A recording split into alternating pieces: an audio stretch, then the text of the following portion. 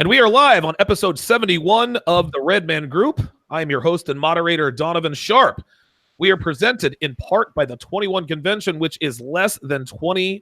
Well, actually, it's less than a month away. July 18th through July 21st, 21 Con is headed to Warsaw, Poland. Buy your tickets now. We're going to be putting the links in the chat. You can also get tickets to Orlando's event in October and get huge discounts. So go ahead and buy now, guys, because the longer you wait, the less you save. I'm stumbling out of the gate. This evening, we're going to be discussing the most common myths about the red pill community. We've gained a lot of notoriety over the past couple of years, and so naturally that's come with its share of theories and falsehoods, and we're going to discuss that tonight. But before we get started, let's introduce today's esteemed panel. Joining us is none other than Steve the Dean Williams. You guys can follow him on Twitter at The Man Mindset. TheManMindset.com is where he can be found on the interweb. Steve, how you doing tonight, man? Oh, yeah. What's good, man? I can't call it. Thanks for having me on, man. Yes, next up is the man, DDJ, a.k.a. Bob Lewis, author of The Feminist Lie. How you doing, DDJ? It's Sideshow Bob to you, but I'm doing extremely well, thank you. So you're the guy. Now you know. See, here we go. But listen, mystery solved. Next up, we've got Anthony Dream Johnson, of course, founder and CEO of 21 Studios, as well as the Red Man Group. Next to him is birthday boy Socrates, he is 81 years young today. He actually looks good. Looking good for 81. Absolutely, man. I'll tell you what. How you guys doing? Doing good. Fuck yeah. Excellent. I decided not to make the introductions too long. We caught a lot of flack on the other show. Is our video coming through, Donovan? Say again? Is our video coming through here from Orlando? It doesn't. Well, it's in and out. It looks like it. You guys are frozen now on the screen. Yeah, weird. I'll look into it, but the audio's going through. Yeah, audio. You guys sound great. So you guys are good to go there. So tonight we are going to discuss some of the red pill myths. And like I said, over the last couple of years, the red pill community has gained a lot of notoriety.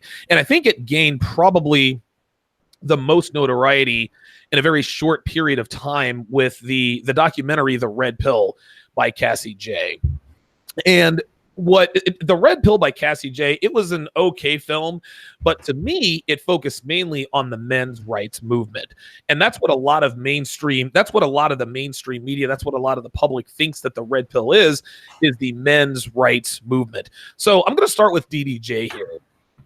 What is the difference in your opinion? Because there are many sects of the Red Pill. What is the difference, in your opinion, between the red pill community as we define it here between us five and the men's rights movement? Are they red pill or are they just a bunch of whine and crybabies? Well, let me kind of address this. I think that when you talk about red pill and blue pill, a lot of people try to give contextual definitions, situational definitions, and they want to be the arbiter of what the definition is or isn't. Now, as near as I can tell from an objective standpoint, the idea of the red pill is from the movie The Matrix, when Morpheus offered Neo a choice. And he said, you can either choose the red pill and deal with the uncomfortable truth, or you can choose the blue pill and live the comfortable lie.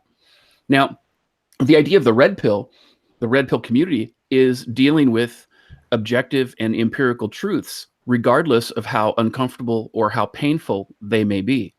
Because the reality is that as men, we can't improve as men, we can't improve our families, we can't improve our communities unless we are willing to embrace certain empirical truths. And while, we might get some fame and recognition and popularity because we tell the comfortable lie, what ends up happening is that lie eventually snowballs, and what happens from there is then it ends up imploding, and there's a lot of gaslighting involved and things like that. Now, when we talk about this in the context of the men's rights movement, I think the men's rights movement, there are individuals within that movement who are absolutely red pill. They embrace the uncomfortable truth that men are discriminated against in modern society, and a lot of people talk about a gender war. And so typically, I don't talk about it as a gender war. I say there's no gender war, but there is a war on men, because a gender war assumes that there's a war on women as well. And there hasn't been.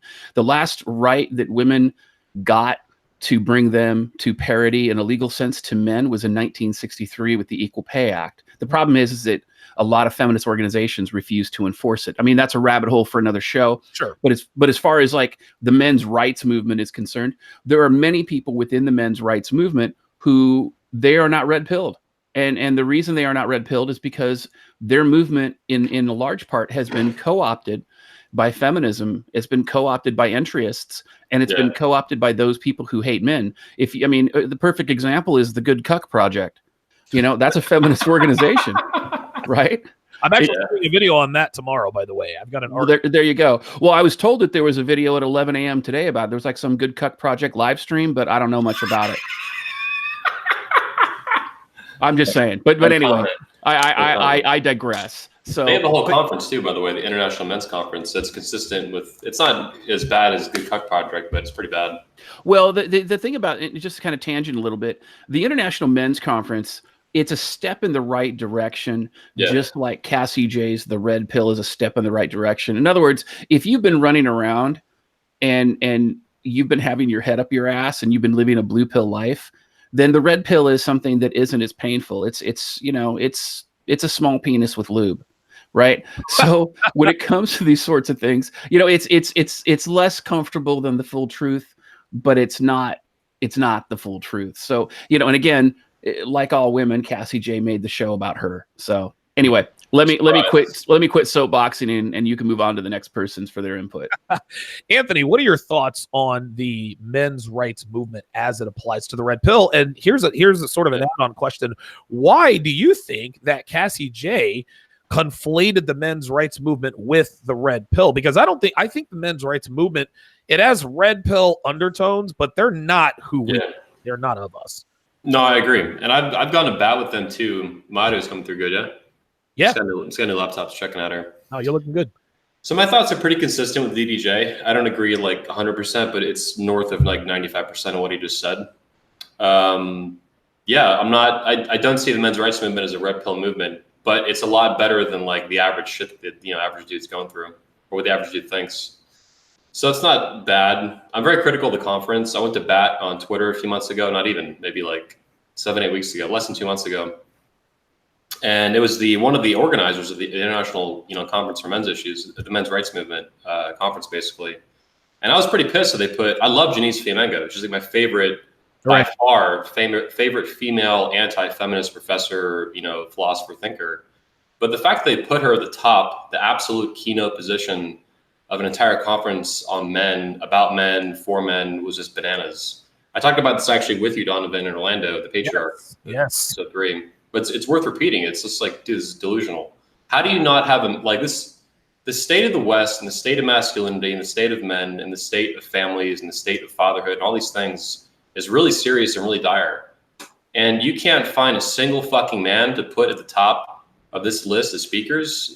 Bless her soul, Janice Fiamengo, but what the fuck? Like this is a deliberate move, and it represents, it's an expression, in my opinion, an important one, a micro expression of where the men's rights movement is at. It's not a healthy place. It's not toxic. It's not the end of the world, but it's a lot of blue pill bullshit going on over there. It's distinct too, because I've been on the Reddit. They have a subreddit that's pretty large. It's on par with the seduction subreddit and the red pill and stuff. It's like a couple 100,000, 200,000 or something.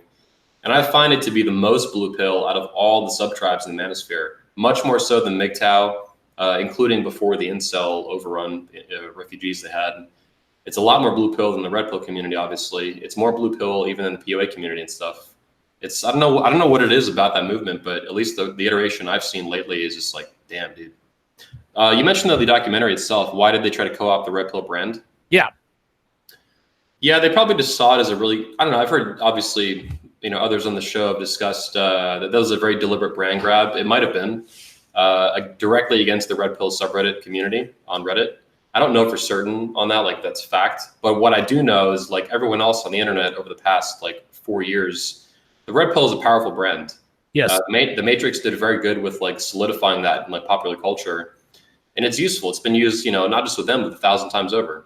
My philosophy's red pill, this religion's red pill, this fucking book. And the analogy fits perfectly with what yeah. does. I don't think there's any question about that. I think it was a missed opportunity, though, making a whole documentary about the red pill and then it being led by a feminist and it's all about her and it's like loosely about men's rights and shit. Like, oh, fuck.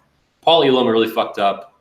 Everyone involved in the documentary, I think, fucked up in terms of like letting Cassie J run it like that. That was a big fuck up. And, in the future, I think that 21 Studios may be corrective and what to do with that, what to do with a documentary like that. And if I have announcements in the future, I'll be sure to let you guys know. Both internally, of course, among the speakers, and then as well more publicly. Excellent. Big thanks goes out to Rob Cruz with the $20 super chat. Says salutations to all on the panel. TSR, Man Mindset, and the Dream. Sock, let me come to you with this because I remember I believe you were on the panel when Pat Campbell said that the red pill is a buzzword now. You've got preachers using the red pill. Hey, we're a red pill religion. Come and be with us. Hey, we're a red pill dating coaches. Red pill seems to be being bastardized. In other words, it's used as sort of a ploy to increase audiences. Oh, this is red pill. This is the new hot thing. Let's go see what this is all about. What are your thoughts on that? I think it's effective shorthand, to be able to grab into a cultural frame, something people kind of understand, relate to. And you also sit down and look at people trying to cross divides of communication or group elements, and you have to draw upon a common language. And movies such as The Matrix and the red pill notion, it was terribly ingrained. And so I can see it as shorthand, and very effective shorthand. I date the manosphere from the time period when the red pill was relegated strictly to a biological nature, our human natural reactions and instincts and the evolutionary periods and what are the manifestations of hypergamy and hypogamy and what of our biological nature, to which we've lost a tremendous amount of awareness to. And so it makes sense that it would extend itself to economics, to politics, to religion. If you wanted to sit down and use a term to talk about facing a reality. I know Andrew, the private man, would sit down and say that the red pill is nothing more than a willingness to face reality as opposed to wishful thinking or the way you were taught or brought up to believe the world to be. And we talk about it being a red pill because you have to kind of swallow a truth, as opposed to taking, invariably the medicine that's color-coded red seemed to be a lot nastier tasting than the blue-colored sugared stuff. And that kind of goes, and I'm dating myself to that time period too. And that's because they need to drink more pineapple juice. Yeah, amongst other things, right? So, Donovan, if I can add too, like when I see the men's rights movement, the modern iteration, like right now and last year, whatever, on Reddit and stuff, the men's rights, their version of the red pill, what they've done. It's a really good example, I think, of what DDJ put a video out on his channel, Miss Andrew Today, like a week or two ago or something, about compartmentalization. And this is a really good example of that. These dudes get how fucked up men's rights are today in the West, how much fucked up fathers' rights are, and that whole shit show in the court system in America and Canada and every other Western nation basically. But they compartmentalize their focus on the truth there, a shocking truth. And they absolutely refuse to dig deeper into like why that's happened in law and in politics, what cultural, biological, social influences have led to that stuff. That they'll also tell you out of their same mouth at the same time, right? Two sides of their mouth. Breitbart stuff, Andrew Breitbart, politics live downstream of culture. They don't want to acknowledge that. They don't want to acknowledge the hardcore truths about women. They want to go back to the 1940s or 50s and some shit, before birth control, before second wave feminism, before all that shit. And it's not going to happen. And not only is it not going to happen, they don't really want to understand what should happen, which I think is what we're doing with 21Con, with RMG, with all of our individual work as speakers. We're building a masculine future that's a lot more healthy, where men are men, and as a consequence, women are women. DDJ did mention, by the way, there's not a war on women. And I would agree 1,000% in terms of the mainstream narrative that, there's a war on women, which is just fucking complete bullshit. Total bullshit today. Women are a privileged class today. As Richard Nicolai said, one of our speakers, American women are the most overprivileged organism in the history of this planet right now. Yes. Yeah. But women who want to be women are shamed and shunned and made fun of. And when you go to a place like Poland, women want to be women. They act like women. They're not made fun of. It's fucking normal and it's awesome. There's feminine women everywhere. It's a fucking paradise. I might be overselling it slightly, but seriously, it's fucking badass. Well, listen, when you go to another country, coming from the United States of America, when most women are overweight, most women are bitchy, most women have feminist beliefs. Yeah, any country that you go to is going to be a fucking Shangri-La. I don't think that's too much of a stretch. Dude, when I was touring a hotel there, I walked through an entire conference of like 400 women that were obsessed with being pregnant or getting pregnant. They were like, I'm gonna be a mom. I'm gonna be have a whole family. Like, they're all about it. In America, they have pink pussy hats on, blue hair. They smell like shit, and they have tattoos and shit. It's a fucking, and they're bitching about rights that they are not going to lose, and they already have, or whatever. It's nuts. A slight correction there. They don't really smell like shit. They smell like Bath and Body Works dipped in shit. Like, yeah, exactly. Pardon me. Yeah. There you go. Jesus. Untreated. Yeah. I'm gonna sort of piggyback off of what DDJ said and what you said, Anthony, about there being a war on men when the world wants us to believe there's a war on women, or at least the United States. And Steve, I'm gonna come to you with this one because your website is the man mindset, right? And what Socrates said earlier with regards to, hey, listen, taking the red pill means acknowledging uncomfortable truths, even though they make you uncomfortable, but it's going to help you to grow. So why do you think it's important for men? See, because most men are lost. Most men really do believe, oh my God, there is a war on women. No, American women live the best lives of any class of human on the face of the earth. Why is it that the world believes that they're oppressed? And why is it important for us to see through and really get through these people and say, hey, look, this is not really how it is? Well, the first thing is a lot of people have this world is flat thinking. That's the first problem. A lot of guys, these men groups and these organizations, to me, they're more feminine than masculine because all they're doing is being more problematic. They're bringing up the issues and they're bringing up the problems, but all they're doing is talking about the problems and not really finding solutions to how to fix things or to really fix themselves. Right. And then there's a lot of guys out there that, this is not like a movie or a game for a lot of people.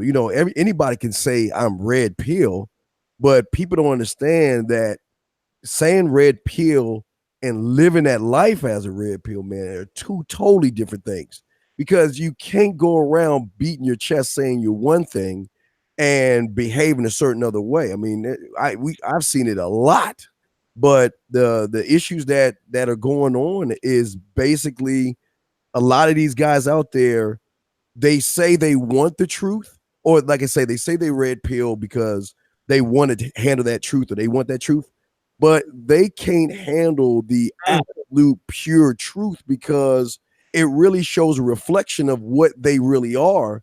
And they don't really want to see that person in the mirror. So they pretend to be quote unquote red pill while they're still in these men's organizations and groups saying, okay, well, let's have a pity party or a cuddle party. All us guys, let's get together and let's cuddle and all this other stuff. And let's talk about what's wrong in the world. But nobody's coming up with solutions, because coming up with a solution means that every one of those guys have to look in the mirror at themselves first, which they don't want to do, man. All right, let's get into the myths here. I've actually got a few myths about the red pill that seem to be circulating around mainstream media, the internet, so on and so forth. The first one is the red pill hates women. We hate women. We want all women to go away, blah, blah, blah, blah, blah. My take on this is that anytime you date a woman and she calls you an asshole, the reason why she's calling you a quote unquote asshole is because you are not allowing her to misbehave. You're not worshiping the ground she walks on.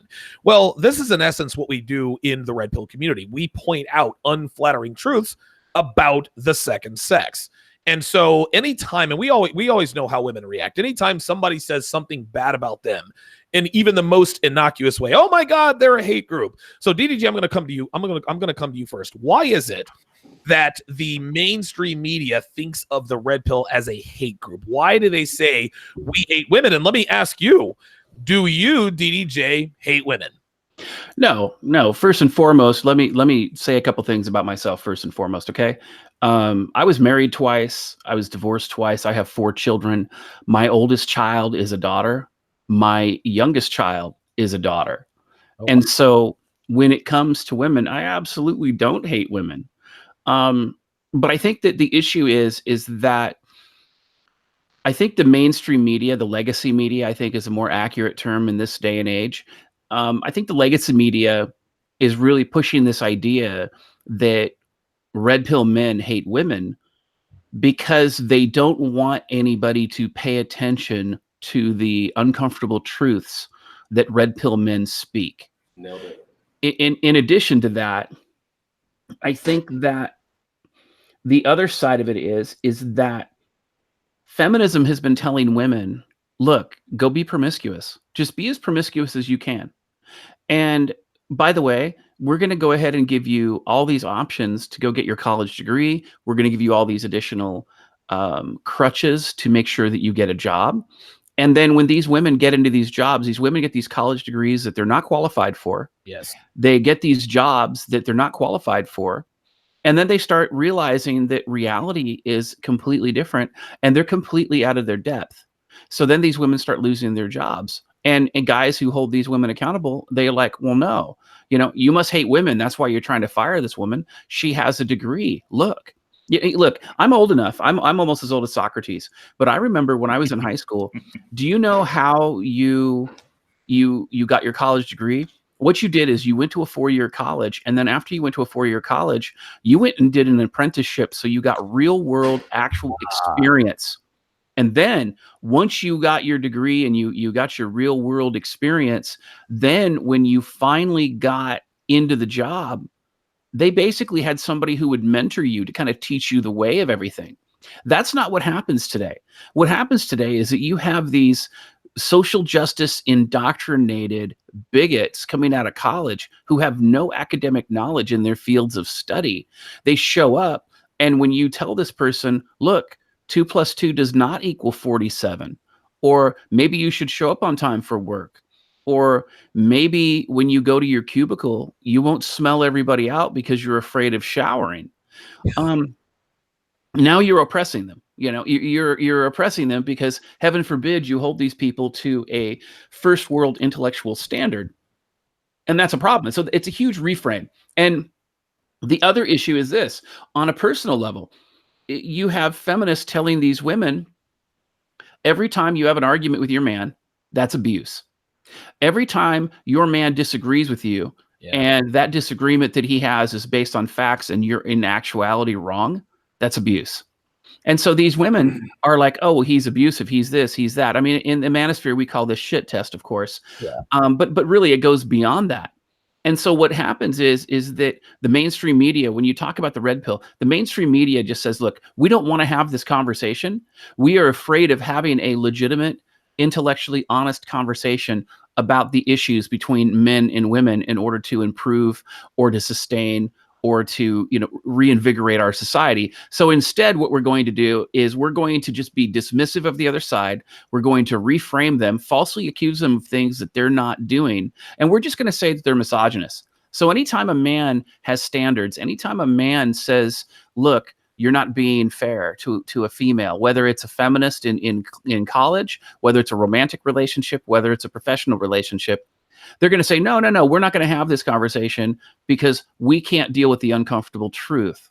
So we're going to reframe it as, you are the evil one, you are the bad guy, and I'm just a special snowflake, and there's nothing you can do. And the sad part about it is this does a huge disservice, because there are people, even in the manosphere today, there are people within the red pill community today who actually embrace this blue pill, white knighting, special snowflake bullshit, and they don't hold these women accountable. And then what they end up doing is they end up shaming men. Now, I want to make a differentiation, though. There's a difference between shaming men for being red-pilled men and steel sharpening steel to say, look, you're making a mistake. You need to improve your game, or you need to improve your life. You need to improve your intellectual capacity. You need to improve your knowledge. You need to improve your finances, and you need to step your game up in life as men. There's a difference between telling men that they can be better men and shaming men for being red pilled. And a lot of people miss that It's a subtle yet significant difference. Yeah. And so that was the last thing I wanted to say about that. Yeah, that makes a lot of sense. I've never thought of it that way, but it's interesting because a lot of people shame the red pill community just for being red pill. But what we teach here really is self-improvement. And then, of course, we get from the the MRAs and the low-level MGTOWs. Well, you guys are just pussy beggars. You guys are just doing this to get with more women. And we'll get into that a little bit later.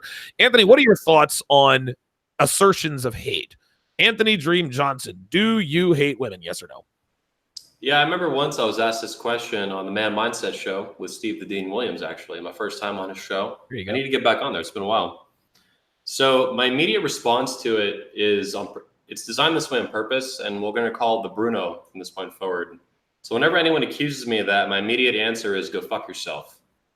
I find it extremely, not you specifically, Donovan, of course, like in general, anyone. Okay, I'm glad you cleared that up. Yeah, I know it's a little vague, but I saw him tearing up. I know, dude. You got to beat around the bush.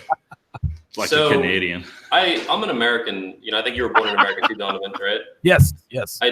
Our people, this country's history has done an insane amount of good for human life on this planet since its inception.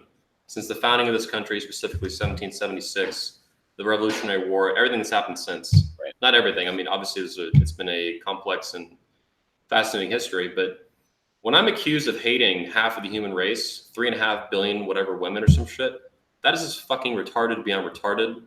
Especially when I've devoted my entire adult life since I was 17 years old, before I was an adult, I was a fucking minor, before I could buy cigarettes or fucking porn. Stupid magazine at a fucking gas station. I have been fighting to understand women and to help other men understand women with positive media for men published free to the world, conferences, work on my ass off. Socrates knew me in Top Layer back in the day, the Tampa Orlando pickup layer, the seduction community layer we had in this area. That's how I met him and dozens of guys in Florida about this stuff. We helped pull off the first convention, first couple of them. And I've worked my ass off in the pickup community, in the manosphere, in the red pill space, and so on. So yeah, I love women a whole lot. I don't walk around preaching that, virtue signaling that every day of the week, but I really do. I have sisters, a mother, cousins, aunts, all this stuff. Right. And these are my fellow Americans too. Even the most hardcore piece of shit feminist that, on a very personal level, I hate her and I think she's horrible until she changes her act and is no longer a fucking piece of shit liar. I wish the best for these women, right? Even the ones that are suckered into some blue pill feminist lies for women.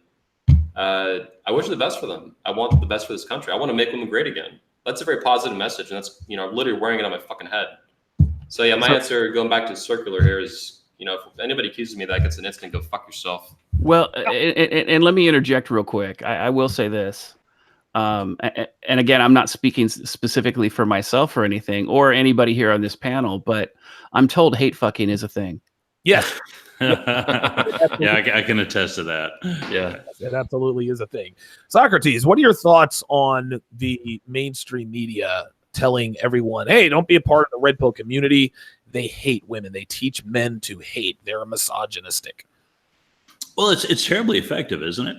I mean, if you want to make sure that your viewpoints politically and culturally are dominant, are the pervasive narrative going forward culturally that then affects the bottom line politically, you want to co-opt the narrative and discussion points of your opposition or your adversaries or the counterpoints. And they've been very, very effective in doing so. So I think that you will see a lot more of this coming up in the next 18 months. Very, very much. Yeah. To be really honest, I expect it to get violent. The amount of rhetoric being openly displayed is gearing itself for violence. So the milkshakes in the UK are really good precursor to that. Yeah. And so the first thing you want to do is silence people and then marginalize. And so, by being able to lump disparaging groups together in the minds of people who are unaware is a very, very effective tactic that's been used throughout history, whether it's fascists or totalitarianisms or whatever political organization you want to kind of draw upon historically. So I'm not surprised by that. What I am surprised is that you can have somebody claim to be a feminist, not hating men, but if you sit down and say you're red-pilled, you automatically hate women. Right. And you sit down and say that dichotomy is so apparent they don't even want to look at it, and they look at you like you're obscene. But that's precisely the reason why they do it. It's really interesting too. I agree with that 100,000%. Donovan, we've talked about this I think briefly at a few points, or me and some of the speakers have.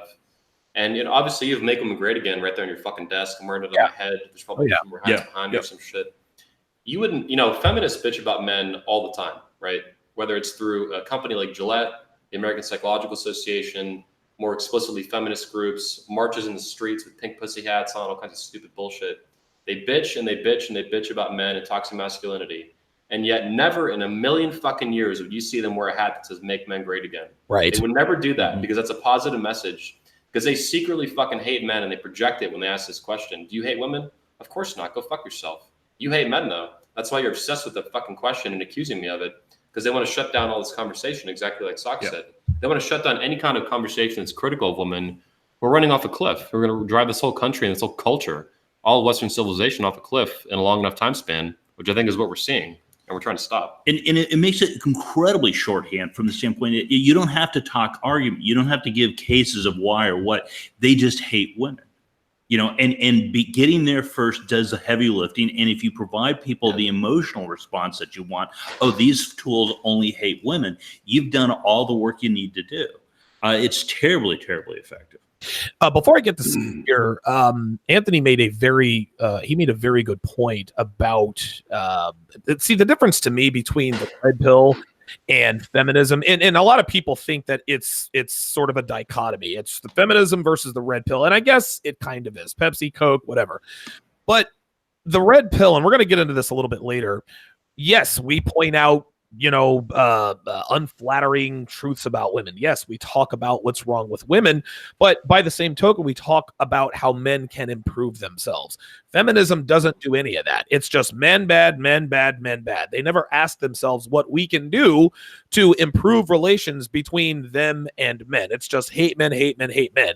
Feminism is driven by hate.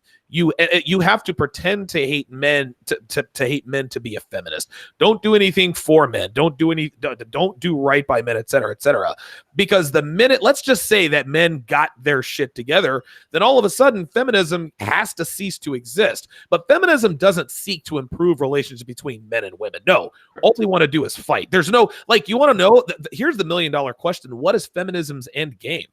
Right? I don't even think they know what feminism's end game is. There's the end game is just keep getting total control. It's socialism. It's socialism and communism. In fact, if you look at the history of feminism and you look at the Communist Manifesto, the Seneca Falls Papers, which was probably one of the first feminist papers that was out there, if I remember correctly, it came dovetailed right on the Communist Manifesto. And in fact, second wave feminists, specifically a lot of college professors and prominent attorneys, they've often said that you cannot have feminism without communism. That's why they push for free shit all the time. Right. Yeah. Hey, listen, that makes sense. Free college education, free healthcare, et cetera, et cetera. It's also like a bureaucracy that I've seen Sock talk about this, that feminism is this huge bureaucracy that, of course, even at a more simplistic level outside of the communist stuff, they don't ever want it to end because you have all these organizations that get all this funding from the government and contributions and shit. Of course they don't want it to end. They're just they're greedy little piggies. They want a little feminist pink pussy at money. Even financially, at a very simplistic level, they're hugely incentivized to keep going and making up more bullshit and moving more goalposts and shit. Yeah, just for a reason to spend money. It's funny that you said greedy little piggies. We can talk about pork and all that good stuff. Steve, let me ask you, what are your thoughts when people say Steve the Dean Williams hates women? I don't think you've ever been accused of that, though. Have you or not? Oh, no. I get accused by, the funny thing, I get accused by more males than women. Oh my God, yes. And the thing is they hate the fact that I get women. They hate the fact that I can make a woman submit to me without having to buy her a dinner or a drink. And they hate the fact that I don't compromise. They hate the fact that I don't pull off my spine and do things like that because I have a standard. But the thing is that how can I hate women? I mean, we all are lesbians on this panel. I mean, how can you masculine presenting transgender lesbian? Right. Well, I love her. Look, I love a woman's curves, her ass, her thighs, her hips, her breasts. I love all that stuff. But the difference is I love me that much more. And because I love myself that much more, what people need to understand is this isn't about women. It's not called a woman mindset. It's a man mindset. It's the journey that you go through as a man, that you go up this mountain to learn more about yourself. And along the way, women are perks. That's all. They come and go in your life, but they don't have any significance until you as a man deem them worthy of being wife, girlfriend, or relationship. But I don't hate women.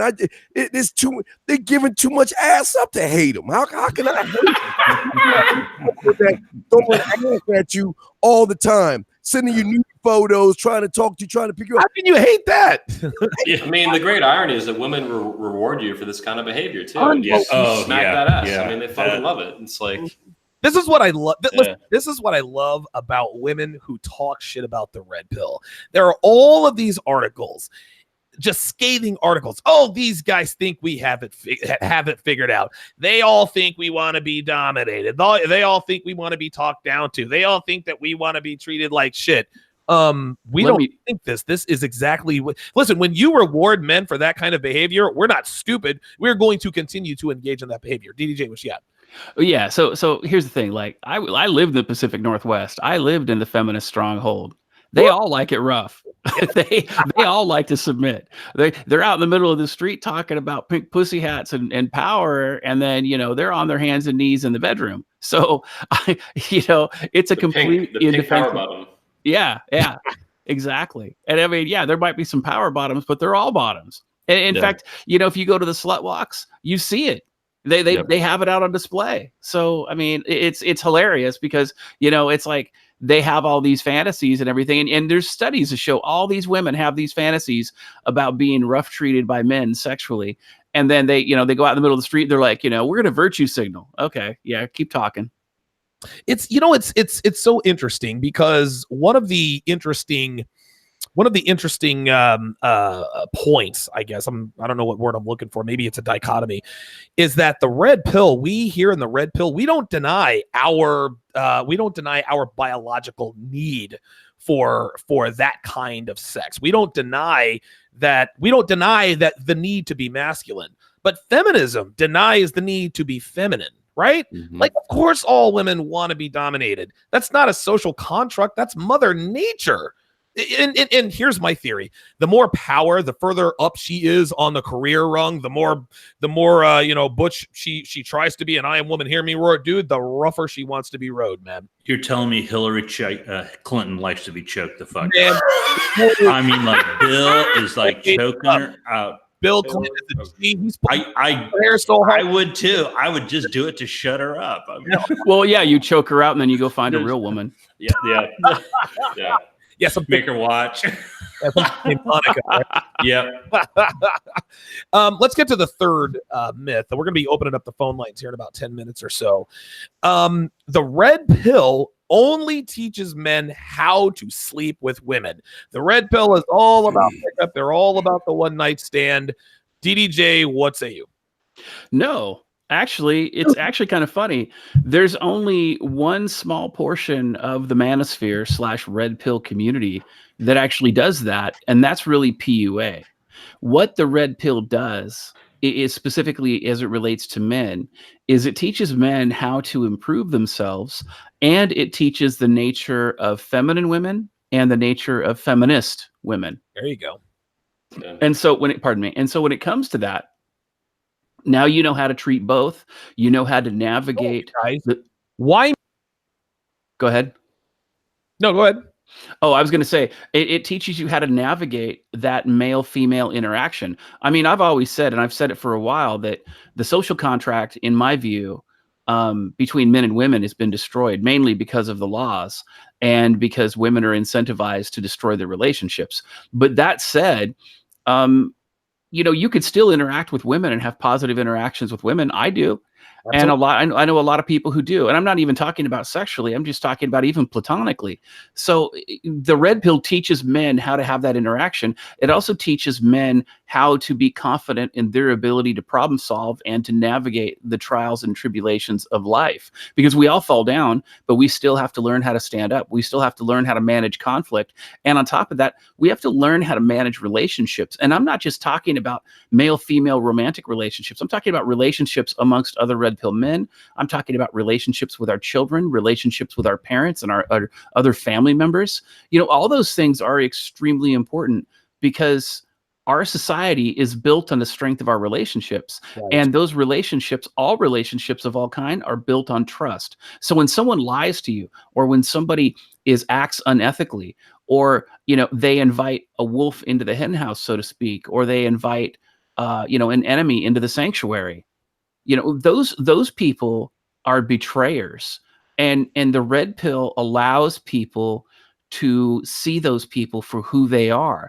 And it's more than just, look, I own the t-shirt and I have the hat, and so therefore I'm red pill. That's not it. Red pill is who you are. It's your perceptions, it's your judgment, it's your critical thinking, and it's your commitment to the uncomfortable truth, and to live in that, and to make a better life for yourself and those people around you. It's not focused on PUA. The thing is, though, is that because there are so many soy boys out there, because there are so many guys out there that are insecure, that are ignorant, that are following the feminist's lie of being effeminate men, women become thirsty for red pill men, and they get attracted to them. Even if they hate it, they get attracted to them. So it's not that the red pill per se helps men get laid, but it does help women recognize these men. So these men end up getting laid a lot more, even men in the MGTOW community. Say what? Listen, feminists hate us because they love us. That's real talk, man. Yeah. They hate that this is the thing, man. Women to men, women to red pill men, they're an accessory. They're a luxury, man. Listen, my life with Devin is great, but dude, I would be just fine without her. But women need relationships with men, and feminists hate that. They hate it with a passion. Anthony, what are your thoughts on the red pill only seeks to teach men how to pick up women? Sure. So I could speak to it from personal experience and an angle that I think will make sense to all the viewers, watching today and stuff. So in my experience with the Medusa chick, right, 4.5 years, relationship, sort of private marriage thing, all that, right? What that ended up teaching me, what I ended up discovering after the fact, like really hit me like a light bulb going off, is that because of the seduction community and my involvement there, because of the pickup artist stuff, I really understood how to pick up women, but I did not understand women in and of themselves. So I only understood a very specific portion of it. I bring this up, and that's probably not news to the long-term viewers, right? Obviously, we've talked about this several times before, but I bring it up because when I found the red pill community, when I found all these different blogs, all these articles, this whole space in the manosphere, I wasn't aware of very much. Like I knew it existed, but I didn't understand how deep it went and how important it was. I realized that. Lose a train of thought here. Oh, here we go. I realized that the red pill is the closest thing to a magic pill men will ever get for women, and for understanding sexual dynamics from either perspective. Now I bring that up because, so I've had a little too much whiskey here, I think.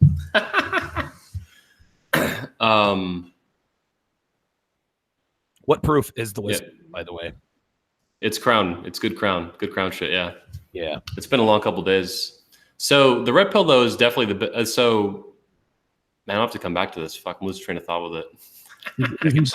You're going on tangents. Help him out, talk. No, wait, hang on, I got this. So you got it already. He's back on. Live. That's why they go after it. So the pickup artists will never be as good without the red pills they are with. Right. It. And that was a very specific observation I found. I was like, holy shit. Like I was good with them before the red pill community stuff, right? But when I found the red pill, I've left the Medusa stuff. I was recovering. Yeah, night and fucking day. I started banging porn stars and shit, like not left and right, but I've banged several now. And in the old days before the red pill, I probably would not have been able to do that. I would not have had the frame, the knowledge, the confidence that the red pill gives you, the insight it gives you. It's really a window into how women think at a level the pickup artist community never really got. Mystery was probably the closest in that. RST Tyler and these more social retards, they're much further from it. It doesn't mean they had, it was all useless. Of course. Yeah, they knew what they were talking about on some level. Yeah, in some ways. Yeah. But the red pill is very specific in what it did to my game. I was like, holy shit, I am seeing now at a level I never saw before, like what this stuff does and why this stuff works. When Andrew the Private Man spoke in Miami at the 21 convention before he died a couple months later, his first and only speech there, his whole presentation was basically like, I think it was called like the why of how. Like why pickup artistry works, why all that stuff works, why the red pill, how it influences all this stuff, all these mechanics and practice and game. So that's why I bring that up. I think it's like really related to this myth in of itself. Beyond that, the myth is an accusation that the red pill is only for picking up chicks, same night lays and shit like that. It's usually disingenuous. They're using it as a mechanism and a window to attack. Just like, do you hate women? This is a knee-jerk reaction. They're trying to shut you down. The same thing like, oh, well, you're just a sleazeball. You just want to get laid like tonight. And then you don't care about, you have no deeper value, no deeper values, nothing goals in life, nothing like that. This is bullshit. Not that getting laid, I was just hanging out with Goldman Unleashed up in New York. That guy's fucking slayer. I've banged a lot of women. That guy has banged like an absurd amount of women. It's awesome to be around him, to watch him work. And that's a valid application of the red pill. But the reality is a lot more complex for hundreds of thousands of men, millions that find it. And they apply it to their life, their own history, their own values, their own goals. Right. And that looks 1,000 different ways. It could be the family alpha, Hunter Drew, building the ultimate dad, only outdone by Tanner Guzzi and shit like that. Or you got guys like Goldman who are absolute slayers with cameras in the middle of New York City, just cleaning up left and right. And then you have guys like me somewhere in between doing what we're going to do. And you, Donovan, you're in a relationship yourself. Yep. So yeah, it's all bullshit. It's an accusation. It's usually disingenuous. If there's any genuine accusation about this myth, though, like it's just about that.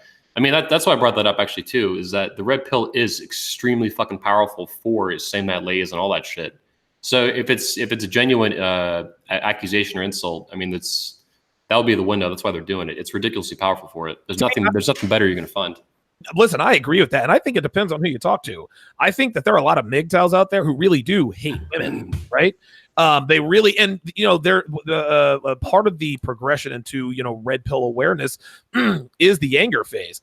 And a lot of guys never make it out of the anger phase. Like they've been screwed over so many times that they can't help but to hate women. Every single girl I've ever been with. And the red pill might collect a lot of dudes like that. Like each community is going to attract its own collection of dudes who are stuck in certain phases. But that's as bullshit as to paint a whole community like that. It's just stupid. Well, even the modern iteration of the quarantine red pill is like, as bad as it is, it's not that bad. No, of course not. Sock, what are your thoughts on accusations that the red pill only seeks to teach men to pick up women? They're all the mystery method. They're all real social douchebags. Sex sells. I mean, my God, does it sell? Yeah. And you can't go to a feminist magazine or any of the literature that's, the periodicals you see in the grocery store where sex isn't on the front cover one way or another. And the reality is when we talk about the red pill, we're talking about our human-based biological nature. And so part of that is looking at understanding that sex is a primordial construct that is an absolute. And so one of the issues there is that, your first primary objective is to survive. And the second is then to reproduce. So sex is going to play a significant role in understanding your human nature. The other is that it's very effective to very, very sudden increases in sexual market value. You can take a guy who's relatively normal or below normal and transform him in very, very short order to actually bring him to a level where he's now competitive with much higher status rated guys. Yeah. And that's remarkable. I think the market overall, women don't want to improve themselves or up their own game. You don't hear women talking about constantly trying to improve themselves or being fixated on. You want to know why? You want to know why? And I hate to cut you off here, Sock. The reason they talk about improving themselves is because there's no reason for them to. They literally get the world at their feet for no other reason but that they have 2 X chromosomes. That's it. Like, and where they do improve themselves, it's sexually implied. They're always trying to make themselves more beautiful, more attractive, the clothing, the style, all these other things. You're not looking at anything that's going to take it beyond a sexual realm. And then they're faulting the guys who are responding to that. It's grossly unfair. And of course they know that. And they're not willing to look at a broader picture. I know, we talked about Hunter Drew, myself, where we talk about, hey, this notion of going down the rabbit hole, you're supposed to go out the other side. Part of our human nature is to have relationships, to establish a relationship, to be able to manage, maintain, and promote that. So you actually have a family structure that propagates our species. That's a biological imperative. The red pill teaches that. If I can add this too, Donovan, I would say that given how powerful the red pill is as a tool for having sex with women, whatever the fucking long range or short term range goal that is, right? It's not surprising that men use this to like experiment, have fun with it. Of course, of course. It's like finding a fucking like a magic wand. It's like, holy shit, look at this fucking thing. Like, of course you're gonna fuck around with it.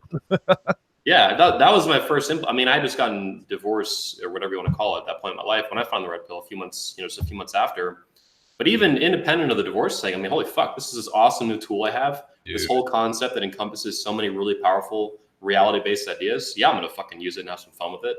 That's what men do. That's what good, healthy, masculine young men do. Or men They of learn any how age. to use they learn how to use our magic wands. Exactly. Well, Just like and Trump, the we other got a one is, magic wand. I use red pill on a regular basis with my own daughter.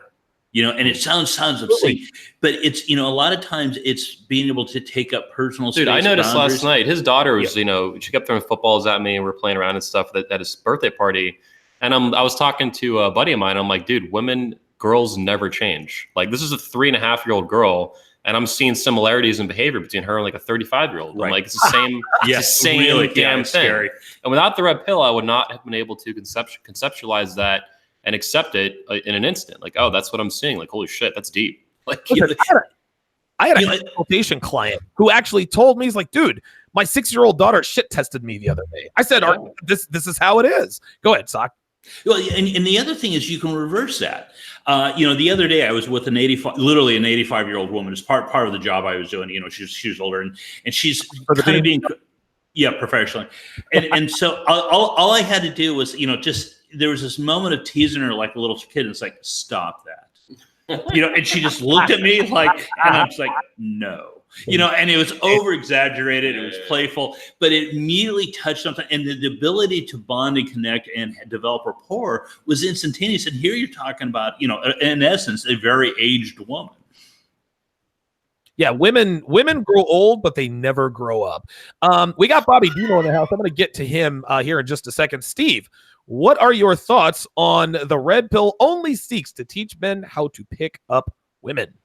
Well, a lot of guys notice that there's a lot of diversity with this group, but they all have the same thought process when it comes to this. Right. Like for me, I started before the internet even jumped off. So for me, I learned that if you build it, they will come, working on you, building you up, and like nature, like you were saying before, women are just attracted to guys who are really assholes, conceited, arrogant, and pricks. I mean, but it's not that you're an arrogant prick. It's that I know me so well that I'm not making my life about you. My life isn't about you. My life is about me. Now, if you want to ride on the side, ride shotgun with my life, you can.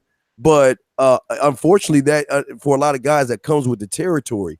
We don't walk around seeking women. I don't go around seeking other men's wives and girlfriends and stuff. Well, I used to when I was a whore, but not anymore. But the thing is when they notice that, the thing about women is they're going to notice weakness and they're going to notice strength. And if they're around weakness, they're going to turn their head to strength. That's just how it works. Right. And when you are working on yourself, this is not about women dating and sex. I mean, it's part of it. Like Sock was saying, and Anthony was saying, and DGJ was saying, it comes along with the territory, but you got to understand that's just how the game is. It's just how nature is. It's just as you grow as a man, it's going to be a centrifugal force that women are going to want to peel the layers in you, because most guys are so surface level. Men are like infinite. So they're always intrigued and they're always wondering why we do what we do. And those things intrigue them, man. Just like in the romance books and 50 Shades of Grey, they read these books, and when they meet a real man, they want to be that woman in that book. And that's right. They can get it is by being around a man that just makes it about himself. That's what I love about Steve, man. Steve always, I don't know. It's hard to describe, but it's very poignant that at the end of all of this is not about, like, we all find the red pill mainly because of women, but at the end of the day, the longer you live the red pill life, the more you realize, oh, wait a minute, this isn't really about women. This is about me. And as long as I'm taking care of me and mine, then my lifestyle is going to be naturally attractive to both men and women alike. I think Steve is always on point with that. Let's introduce the man, the myth, the legend, Bobby Dino, who's making an appearance, making us all look bad out there pimping with the cigar. How's it going, man? Hey, thanks for having me, gentlemen. I saw that you were posting this earlier, and I was down poolside with my daughter, and I even made a tweet to the effect where it was like, "Man, I'm gonna go smoke a cigar. I wish I could FaceTime someone." And then I look, and you guys are on. Here we are. Oh, shoot, yeah, let's jump in. So, very fortuitous in that respect. But glad to be here, and always glad to talk to you guys. Good stuff. Fuck yeah. Bobby, what are your thoughts on people, quote unquote, accusing the red pill community of only teaching men how to pick up women? And this is a two-part question for you. What are your thoughts on people who say that the red pill hates women? Well, I think that it's just boiled down to misinformation. Okay. So just like we have this pendulum that swings with liberal and conservative and Republican and Democrat, to where like there's this you have people that are rational thinkers, but you also have people that that just follow whatever's put in front of them, and they'll just blindly echo whatever the pertinent thought of the day is, right? So I think a lot of it is just the misinformation that's been put out there, and I've been saying this on a few live streams that I've been doing, that I think with the recent kind of shakeup in the mix, with people leaving the 21 convention enterprise, and I think that there's a lot of opportunity for a new type of blood and a new type of information to get out there. Wow. Well said. Well said. What are your thoughts about hating women? And I know that probably comes with this information too, but does Bobby Dino hate women? Oh, no. Well, I mean, I could just answer easily and say, "Oh, I've got my wife and my daughter," But the truth of the matter is that one of the most influential people in my life was my Italian immigrant grandmother. I've grown up, I had all aunts. Grew up around women my whole life. There's nothing in me that hates women. It's just that I know what they're about. I've seen it. It's kind of like when, Anthony will kind of know, identify with this. It's like when a brother has sisters, and especially if those sisters are kind of like active in the dating field or in the whatever, you're just seeing everything that's going on, and you're like, say it, Bobby. Your sister. Just say it, Bobby. Some people have sisters who are hoes, man. This is just how it is. Well, no, I wasn't saying it like that, but yeah, you're right. So, one of my sisters is one of them, man. I'm not going to front, but yeah. So you kind of like see what's going on, and you just go, oh Jesus, like I wouldn't wish that on my worst enemy. So no, Bobby Dino personally doesn't hate women, and for everybody that's watching, everyone that's listening, whatever the platform is, I can say this with a sincere heart, that every single one of the speakers that I spent time with when I was at the 21 Con Patriarch Edition, none of those dudes hate women either. I mean, it's a misinformation game, but it's just we just want to see the best versions of ourselves and of everybody possible, is what I believe. Gentlemen, you are watching the 71st edition of the Red Man Group. We are brought to you by Tactical Soap, which will increase the size of your manhood by at least 1.5 feet while increasing your muscle mass by a whopping 6,000%. If your results are too intense, please decrease use. We cannot be held responsible for your actions. You can get the Tactical Soap in the link of the chat. We're going to open up the phone lines here shortly. I'm going to pose the next myth to the panel, because I think this one is probably going to get sort of a mixed bag. The red pill teaches men that women are not worth pursuing for relationships. The red pill teaches men that women are only good for sex. DDJ, your thoughts? No, that's not the case. I would, and I say this because, as a man going his own way, I mean, every man makes a decision for himself. What the red pill provides is an education. What every man does with that education is that man's choice. And so the issue that you have is that there are some women who are probably better choices to pursue a relationship with than not. But the problem that I see is that the laws are as such that, at least for myself, that it's not worth me pursuing a relationship with a woman, given that the laws are basically make women such a privileged class. Now, that said, That's my opinion. Other men are going to have different viewpoints on that, and frankly, that's up to them. I'm not going to judge them for that. They've mitigated their risk, and they've got good relationships with the women in their life, and that's great. And that's like I said, I think my choice is for me, and I think every man makes his own choice. There are going to be men who don't have relationships and men who just date.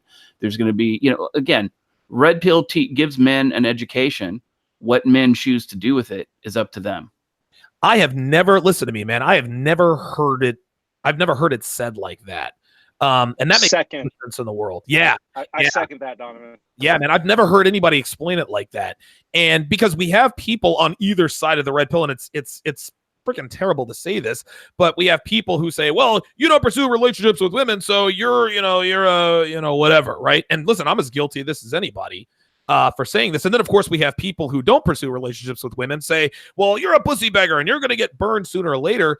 But DDJ just put it so eloquently, there's really no way I can say that to these dudes anymore, is that you decide what you do at that education. Anthony said it himself. A lot of guys use the red pill. We use the red pill magic wand for sort of the forces of evil. I remember when I first found the red pill, I was like, oh, yeah. Like it's going to be on and popping over the next few years. Like I'm not thinking about relationships. Listen, I'm thinking about long-term relationships, 7 minutes at a time. Like if she's lucky. But yeah, the whole educational thing and a man choosing to do what he wants with the education, that is extremely poignant. That was very well said by DPJ. Anthony, what are your thoughts on that? Give me a second here. I'm fixing my video that cut out again. I got a new laptop. I'm still working out the kinks. 1 second. Okay. Well, while Anthony is messing with that, Bobby, what are your thoughts on the? Oh shoot, I forgot what the. I think my video is back actually. Oh, there he is. There he is. Okay. So, Anthony, your thoughts on the red pill only teaches men to pursue sex with women. They're not good for anything but sex, no relationships. Yeah, I mean, some men are going to actually. There's definitely a component of the red pill, space that will advocate that, but it's a pretty small minority. That's not like this universally accepted thing, or even majority accepted idea. I think you put it pretty well too, Donovan. That indirectly, that you're talking about basically when you find the red pill, you're going to use it, and you're talking about 7 minutes at a time, having all this fun. That's like a lot of that's what I've been doing for several years now. What you mean though, I think by that is it gives you options because the red pill is so powerful and because it improves your game. If you're not like literally a paraplegic, anybody above that baseline, it's like it's going to make your life a lot better, particularly with women, and particularly if you accept it and apply it to real life.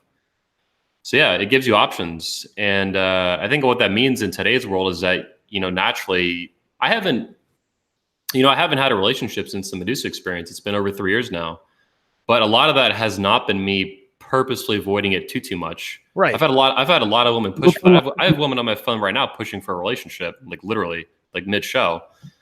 But it's not. A lot of it's just coming from options and understanding how damaged the field is today.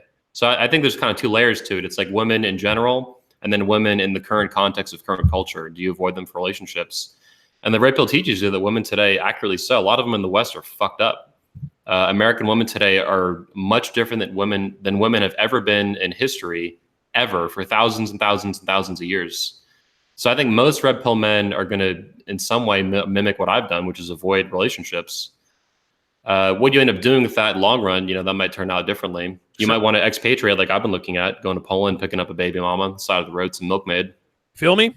Yeah, who knows, man? There's options, right? And American women are not completely lost. It's just like the vast majority of them have like really deep propaganda and brainwashing and all kinds of bad ideas that make relationships really difficult and really dangerous in and of themselves. And then you stack that on top of the stuff DDJ was talking about, the legal system that's fundamentally systemically biased against you as a man, and then a father if you end up having a child with her.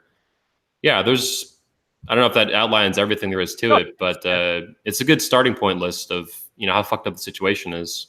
But yeah, men are not forced to use or forced to avoid relationships in the red pill. Right. It's just you're looking at the reality of the situation, which is pretty bad. That's the red pill in itself. The relationship market today, alongside the sexual market, is a fucking shit show. And listen, we get shamed for women like to call us, oh, you guys are bitter. Listen, call it what you want, but being bitter is rarely devoid of wisdom, right? If anything, it's a natural byproduct of a hard lesson learned. You can call it incredibly well put. Yeah, that's incredibly well put. Well, they can call it whatever they want, but if a man puts his hand on the stove and he gets burned, it's like people are shaming him. Well, why aren't you putting your hand? Well, because my hand got burned. You're bitter. No, my hand is fucking burned. You don't see that? I'm not going to put my hand on the stove unless I know the stove cooled off. Well, and here's the other side of that too. The other side of it is that a lot of times when these women say this, when they project, oh, you're cold, you're callous, you only think of yourself, you only do this, you only do that. What they're upset about is that you are acting from a position of education and self-preservation first, and that you refuse to be their utility, and that their game is not working on you. And they hate it. They hate it. They hate that shit, man. They really do. Socrates, wow, that's well put by DDG. Yeah, it's another great quote. Yeah, you can come back and take notes on just those two alone are gold. What are your thoughts on people accusing the red pill? Well, when people come up to you, Socrates, you're part of that red pill community. You've got a daughter. You've got a daughter. You obviously have, a baby's mother. Obviously, women are not. What are your thoughts on people who would accuse you of sort of endorsing that American women in particular are only good for sex and not relationships? It's interesting. You get that a lot, and I think it's because the people don't necessarily remember what you say, but they remember how you made them feel. Oh, and so if you take that a step further, look at the predominant voices within the manosphere, the best-selling books, the authors who are pushing hypergamy the most and the most stringent. Those personalities are not showcasing their loving relationships. They're not showcasing their loving families, their children, their involvements and legacies beyond themselves. And so they're mate guarding. Yeah, and amongst other things. And so there's a lot of elements to that. And if we talk about sex as being a tremendous selling tool, fear sells too, almost probably as effectively. Yeah. And so what happens is you have somebody who's not willing to promote these sort of elements that they themselves are doing for any number of reasons, and that's totally on them. And when they're the dominant, source of this knowledge, how do you sit down and say, they may not remember everything they said or even nearly close, but they're going to remember how they made them feel. And if the dominant leaders of the manosphere are making people feel fearful or afraid, or that the only reasonable course of action is to use women in a utilitarian fashion, shame on the authors. And that right now I can sit down and say is one of the schisms we're starting to see in the manosphere, is that there's a whole host of men who love women, who love their relationships, who love their partners, who love their children, who are family centric, who sincerely understand the very real risks they're taking. And we don't know how it'll turn out. I mean, my life may end up in a tremendous tragedy. I don't know. Sure. I don't believe so, but I'm going to learn. I'm going to learn all about what I can and apply that knowledge to the best use I possibly can deliver. And then you sit down and say, I'm willing to take that risk. And I understand men very succinctly that is maybe asking way too much for a lot of people. But ultimately, I think that's what one of our human nature elements are supposed to do, is that we're supposed to do this. I know that the speech I gave at the Patriarch event was geared just to that. Yeah. Societies and people have lived in far greater adverse time periods and succeeded, very, very acutely more threatening than this feminist imperative. We're just starting to see the pushback. We're just now starting to kind of get culturally known. I think that we're also poised very succinctly at being at a breakthrough moment, that we penetrate beyond a subconscious level of society, but out to the mainstream discussion. And I think that's right around the corner. That's really what put to stock. There's a whole schism in the manosphere that it's extending well beyond RMG and 21Con. Right. To the periphery. Yes. Even guys like AJ Cortez, who are mostly known as like a fitness guy, obviously speaks with us and has been on RMG and stuff. But yeah, that's a good point. Yeah, it's who loves women genuinely as a part of what they do in self-improvement and red pill awareness, and who doesn't. That's a battle coming to fruition across a whole. So back to your question, I think a lot of this element of why people feel that way is because how these authors and these tomes have made them feel. It may not be the specific advice, it may not be what they intended, but it's the takeaway. That's how they made them feel. They made them feel that these things are terribly risky, that women are only to be utilized as sexual objects, and you don't see people celebrating their lives in fulfilling ways in which they're thriving. You know, they may not be perfect, which is one of the reasons why I invite people over to my house and home, so they can see that. They can see what I'm doing well. They can see that, hey, just like you, I don't have everything going together. I mean, like I'm honestly, I'm a beast, right? I'm still got shit to work on, but at the same time, I'm working on it. I know about it, and I'm moving that forward, as well as doing other things. But that's not stopping me from taking those steps. We call it too, like loving women and these loving relationships. It really comes down to like a fundamental positive approach and a positive facing of women, like the opposite sex and human race. Is it positive or negative? Right. It's not like this endless positivity cheering Tony Robbins rant. It's like, is there an actual positivity behind what we do and encountering and engaging with the opposite sex, regardless of what that the context is, daughter, wife, girlfriend, mother, sister, whatever, right? Is it positive or negative, or neutral or whatever, right? For us, it's fucking positive. Yeah. And that's pissing a lot of people off. Yeah, and the nature of a lot of these tomes are they're warnings. You know, so if you hit the book is about, hey, hypergamy, it's nothing but a warning, and it doesn't give you any actionable items. Your book's about hypergamy. Yeah, and I should write a book on hypergamy. There we are. Yeah, because that's a whole nother argument. But you sit down and say men are actually looking for solutions, not just awareness. And so if you're just constantly saying warning, you're going to turn yourself off. And it's kind of natural to do it, or get turned off by that message, as well as sit down and start looking at the emotional impact. It goes beyond the red pill community too. I mean, this is a theme you've seen play out in the pickup community. I remember feeling it, and probably in the men's rights and MGTOW too. Yeah, I catch a lot of heat about Devin for a lot of different reasons. I catch a lot of heat from men because they want to fuck Devin, but they don't really want to say that they want to, right? I catch a lot of heat from those guys. Oh, Donovan, you're just bragging. And then, of course, women are all like, oh, you're just exploiting her. Well, maybe there's a little bit of truth in that. But the real reason I put my relationship on display is to show men that it can be done. Right? Listen, Anthony is a cautionary tale. I'm a cautionary tale. Like, my story is well documented, but I rose from the ashes to get where I am right now. Hey, if you want to marry a hooker, I can teach you how. No, listen, I had plenty of chances in Vegas. Believe me. And to be honest with you, I probably did marry a couple and didn't get the annulment. Who knows whether I remember? Cocaine may or may not have been involved. But I do this to show men that it can be done. Now, I'm realistic. I let them know, hey, listen, this is not going to be easy. Like Devin and I would like to think that we are the exception to the rule in a lot of different ways, but that's exactly what the red pill life is. You got to make yourself the exception to the rule. That's what the red pill community teaches. So while I do believe that there is tremendous value in the warnings, you have to let guys know what's waiting for them on the other side. Okay, you've got all the warnings. You know exactly what's going on. You know how women think. So now how do you apply that in your own life? And here's the thing. I'll tell you guys something else too. When I met Devin, I wasn't looking for a relationship. I knew that I was in a transitional period. I knew that when I had been doing blow for the 4th or 5th day in a row, I'm thinking, okay, I might have a problem here. I need to get the hell out. Wait a second, Donovan. Oh boy. You were a tranny? No, actually, no. I plead the fifth. Those pictures were doctored. Donovan, when you're done, I have a comment I'd like to interject. Yeah, go ahead. All right. So I think what we're really looking at here is philosophic, and I think we're seeing a philosophic schism in the manosphere that runs really deep. And I don't mean philosophy in some boring fucking mid 1990s lecturer from your fucking local community college bullshitting to you about whatever, right? I mean philosophy in terms of fundamental ideas about human life. And the red pill is truth, right? What you have to do when you accept the truth, when you take the truth, when you find the truth, when you embrace it, you have a choice. That choice is you can be happy about it and positive, like, fuck yeah, I've aligned myself with reality.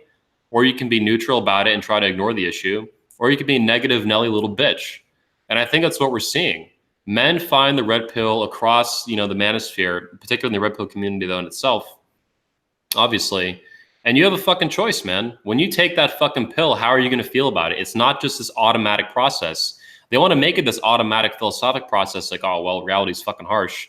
Yeah, it's a dark fucking world. Yeah. And so fucking what? I'm happy about it because I'm going to go kick ass with it. That's a choice I've made in my head as a young man. I'm 30 now, so I guess I'm not quite a young man. I'm bordering, right? Whatever. Very young, dude. Yeah. But I'm positive. Mental maturity my is name important. is, yeah, fuck yeah. But, even my name, like I picked my name when I found the pickup artist community when I was young, and it was Dream. And people like to make fun, say, oh, it's like blue pill dream, whatever the fuck, right? Bullshit. It's because Socrates knows. He's known me for a long time now. It's because I aspire to things and I actually fucking achieve them. And that takes positivity to go through thick and through fucking thin and through hell. And it's not on things. small scale either. The depth and breadth of your dreaming is astronomical. It's just unbelievable. Absolutely appropriate. Thank you. It's a choice, though, that every man who finds the manosphere makes. I just happened to make mine. That was an expression of it when I found the pickup community, picked that name. But this is a choice that every man is confronted with. You can run from it like a bitch. You can be a negative piece of shit about it and beat yourself up indefinitely, endlessly bitter. Or you can be fucking positive, embrace the red pill, and kick ass. And then make more specific choices about how you're going to look, that your life is going to look.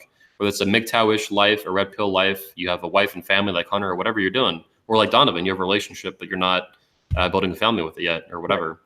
So yeah, it's positive. It's a very deep, like, you took that pill. How's it shitting out? What's your shit look like? But real bluntly. Can I add something real quick before we move on to calls? Yeah, go ahead. So there is another philosophical issue here in the manosphere that a lot of people don't talk about as well, and that is that you have people in the manosphere who their whole goal is to make money off the problem, and it's not to provide solutions. They treat the manospheres like it's their own private TEDx talk, as though their goal is for you to bow to their cult of personality, and to not really care about what happens to the men who follow you and who give you money and who support you. And don't get me wrong, I believe that everybody who works in the manosphere, I believe that you should be compensated for that. That's not what I'm saying. But what I'm saying is that there are people out there, I'm not going to name any names, but in different tribes of the manosphere, where all their goal is to shill. And they don't have any viable solutions. They have no credible solutions. They have no actionable advice that people can take that works in a real world setting. I mean, one of the nice things about the Red Man Group, one of the nice things about the 21 convention and this particular community is that everybody's offering actionable advice. That's important. Yeah. And there's a lot of self-confidence here, and there's a lot of knowledge and wisdom here. But what there isn't is arrogance and ego. But you know what I'm saying? So having the actionable advice and knowing that, I think that's a huge thing, because there's a lot of people out there where their entire goal is just to make money off of these tribes within the manosphere. And I think that right there is it's one of the big philosophical differences, because it's a question of whether or not they have ethical motives, or whether or not that they're just fucking con men and shills. Yeah. By the way, I was voted the most humble man in Central Florida last year, so it's heads up. Yeah, good looking out. Okay, yeah, 100% co-endorse. Listen, I was going to say that definitely stuffed the ballot box. 914-205-5356 is the number to call if you want to get in on the conversation. Let's go to area code 8. Donovan. Hey, oh yeah. Wait, hold on. 801. Go ahead, Steve. Yeah, I wanted to say that thing about I was talking about this earlier this week, that it's not about the sex at the end of the day. Right. Because when you can pick up women and you have options, you make it more about your time. Do I want a relationship? Do I want to be single and all that other stuff? Mm-hmm. And the thing that I was talking to guys about this week, and that kind of shocked them, was I know a lot of guys only think that women use men for drinks and dinners and chauffeuring and stuff. But I was trying to get them to see a new world where the guys like us, or the guys I roll with, they use women for back rubs. They use them for, they got a roster. Cookies. I'm waiting for cookies. Making cookies and baking babies. We got the one that makes breakfast for him in the morning, the one that rubs his back. So they it's not about the sex, it's what they can do for them and what their value is roster-wise. Excellent. That was well said. My bad. I didn't mean to skip over Steve there. Area code 801, you are on live with the Red Man Group. Go ahead. Hey guys, I have called in before months ago in the chat. The name's Skelton, but I have a question. Have any of you guys ever gone simultaneously through a body transformation while also being red pilled at the same time? And then when you reach a goal and you actually put yourself out there, start going to clubs just to see if your presence has changed, other things, have you have you ever had the experience? It can be a head trip, but just the experience of seeing women from a blue pill condition suddenly to a red pill, and the response you get from it. It's been kind of wild for me personally. That was my question. That's a good question. Who wants to take the first stab at it while I look for this particular thing? Because I think I can speak to what this guy's talking about. Here we are. All right. So what you're seeing on the screen. Okay. So the Donovan right here, that's 312-pound Donovan. Okay. The Donovan right there, that's the Donovan. That's the Donovan of today. The first thing that I advise men to do. Yeah. Well, I mean, obviously it took a long time to get there, but the first thing that I advise men to do when they find the red pill, and I know it's very, very difficult not to do this because women are the reason why we seek out the red pill. Don't worry about women. Okay. Women are always going to be around. They're not going anywhere. Girls aren't going anywhere. Okay. The first thing you need to do is you need to get yourself together. Okay. We do, go into what we call monk mode. You consume red pill content every day. You get in the gym, you work out, you change your diet, et cetera, et cetera. And then of course you work on your game, et cetera, et cetera. So the answer is, yeah, of course. When you you change your physique, you change your life. Doesn't matter if you're red pill, blue pill, whatever. When you change the way you look, the world is going to change the way it looks at you. This includes women. And a man with an above average physique is a man who, when we look at a woman and we see a woman who is oblong or fat or just obese, that tells us a lot about her. It tells us that she's not disciplined. Okay. It tells us that she probably doesn't have any goals. We know she's not attractive. She's probably smelly in areas that she doesn't need to be smelly. And we know that she is fundamentally flawed in her principles. Well, guess what? This is one of the few things that is symmetrical about sexual attraction. If a woman sees you and you're not you don't have to be, ripped to 2% body fat. You don't have to be a 297-pound behemoth like Ronnie Coleman, but you have to look like you have your shit together. The way you dress, the way you look, the way you carry yourself, that absolutely changes the way women look at you. And when you look better, you naturally have more confidence, and one begets the other. Yeah. Not only that, though, I would say, I'm 48 years old. I went out to a club last night that was teeming with college girls. Here we go. Here is what's really, early 20s to late 20s, but it's hipster crowd and all this stuff. And all my friends are just kind of sedated in suburbia that are my age. They're dads and families and all that stuff. And I'm divorced and went through a long period of depression, came out of it, just tried to do the work instead of just complain. And it has done wonders, but the trippy thing has been kind of from the mindset of definitely not doing this exactly for women, but I want to see if I can have a personal fundamental change internally that makes me attractive. Well, there's certain, it's just kind of wild. Well, the funny thing is, a lot of the clubs, Salt Lake is a much gayer town than I realized. And a lot of hot women are out with their gay friends at the club, looking for, they want that guy with a snappy dress, but oh my God, what is he? His presence is masculine. And I get swarmed by gay guys while I'm looking at women at the same time.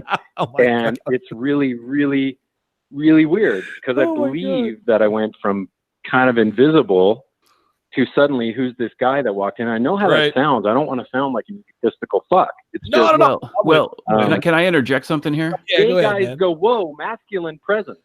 Go ahead. Here's what I want to interject for you there, bro. You need to turn those gay guys into your wingman. There you go. Yes. For the fag hags, you turn those gay guys into the wingman, and then you just tell them you'll set them up with another dude later.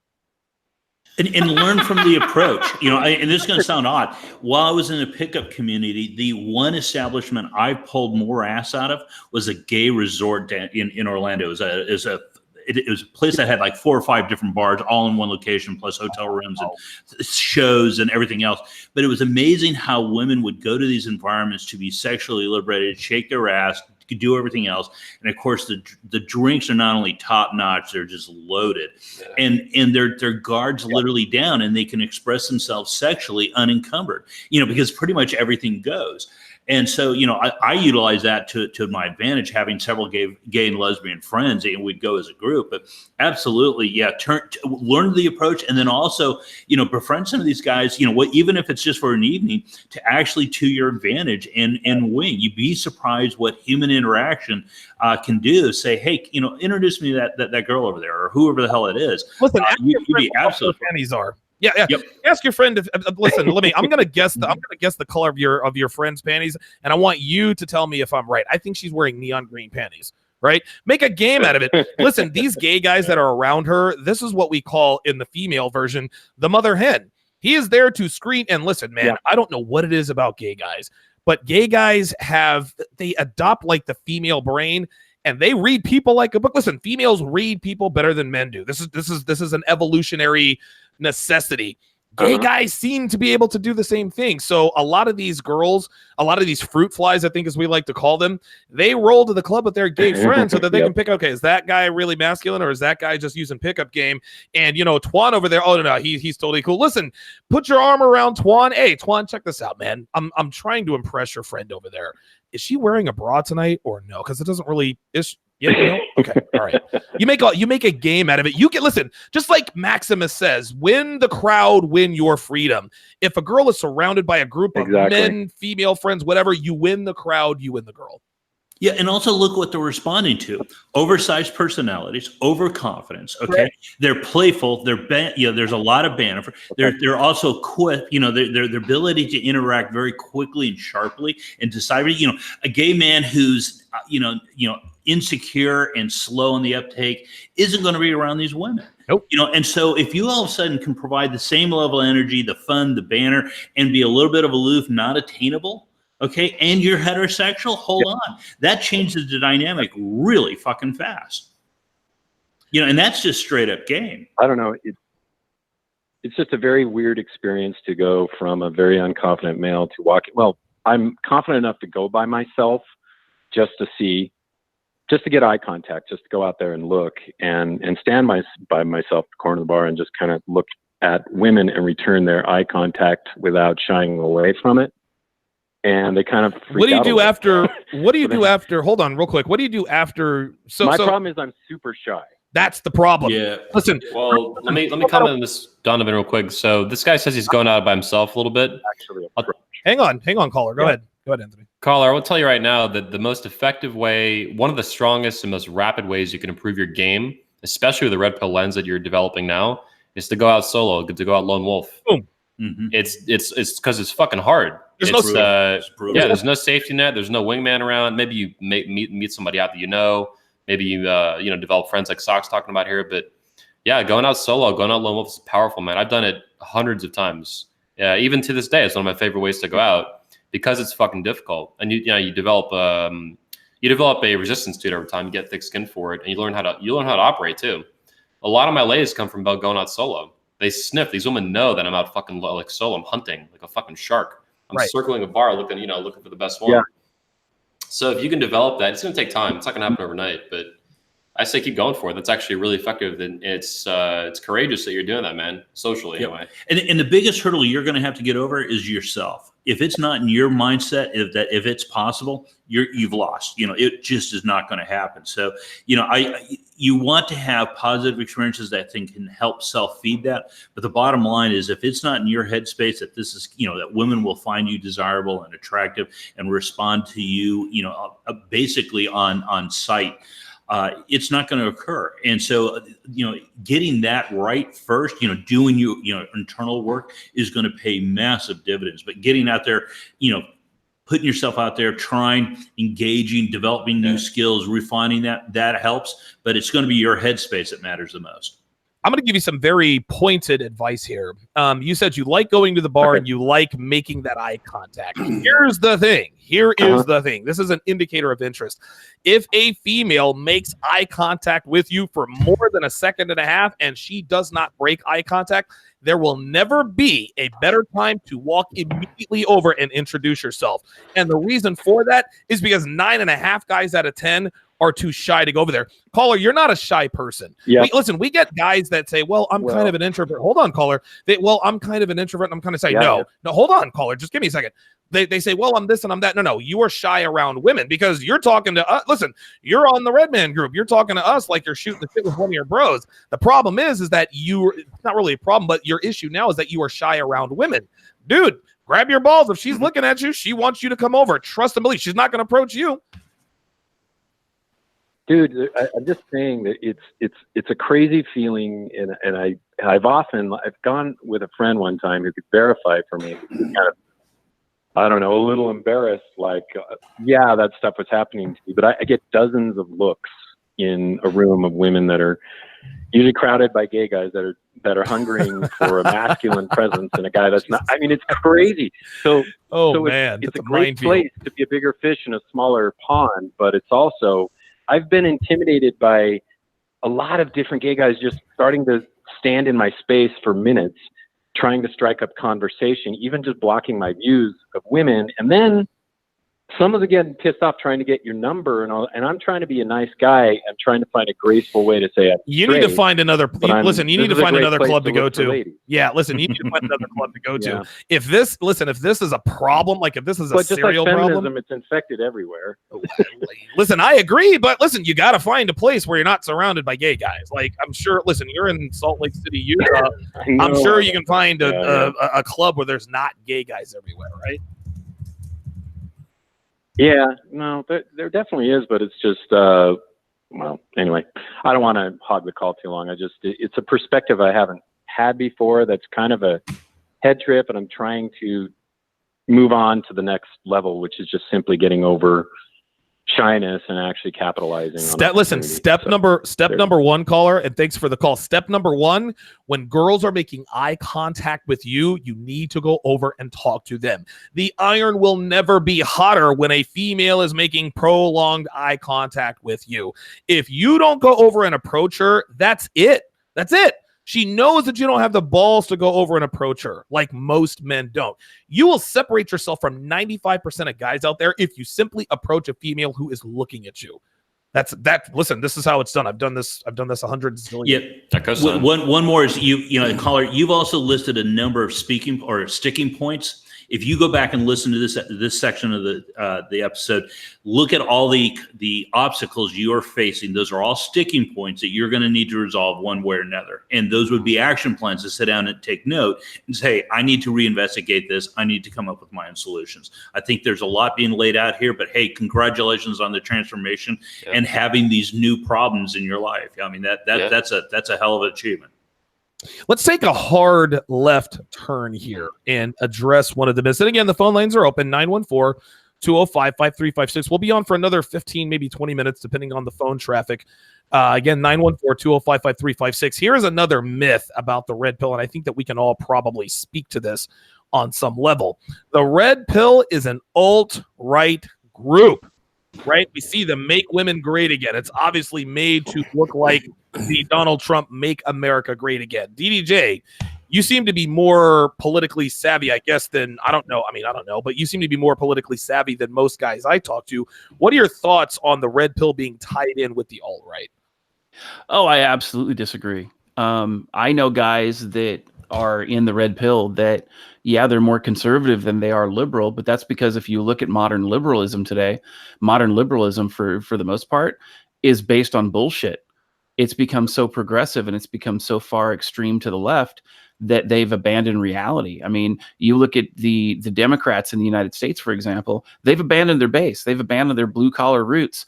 And so it's not that a lot of people have abandoned the Democrats. It's that the Democratic Party and the leadership has abandoned them because they refuse to look at reality for what it is.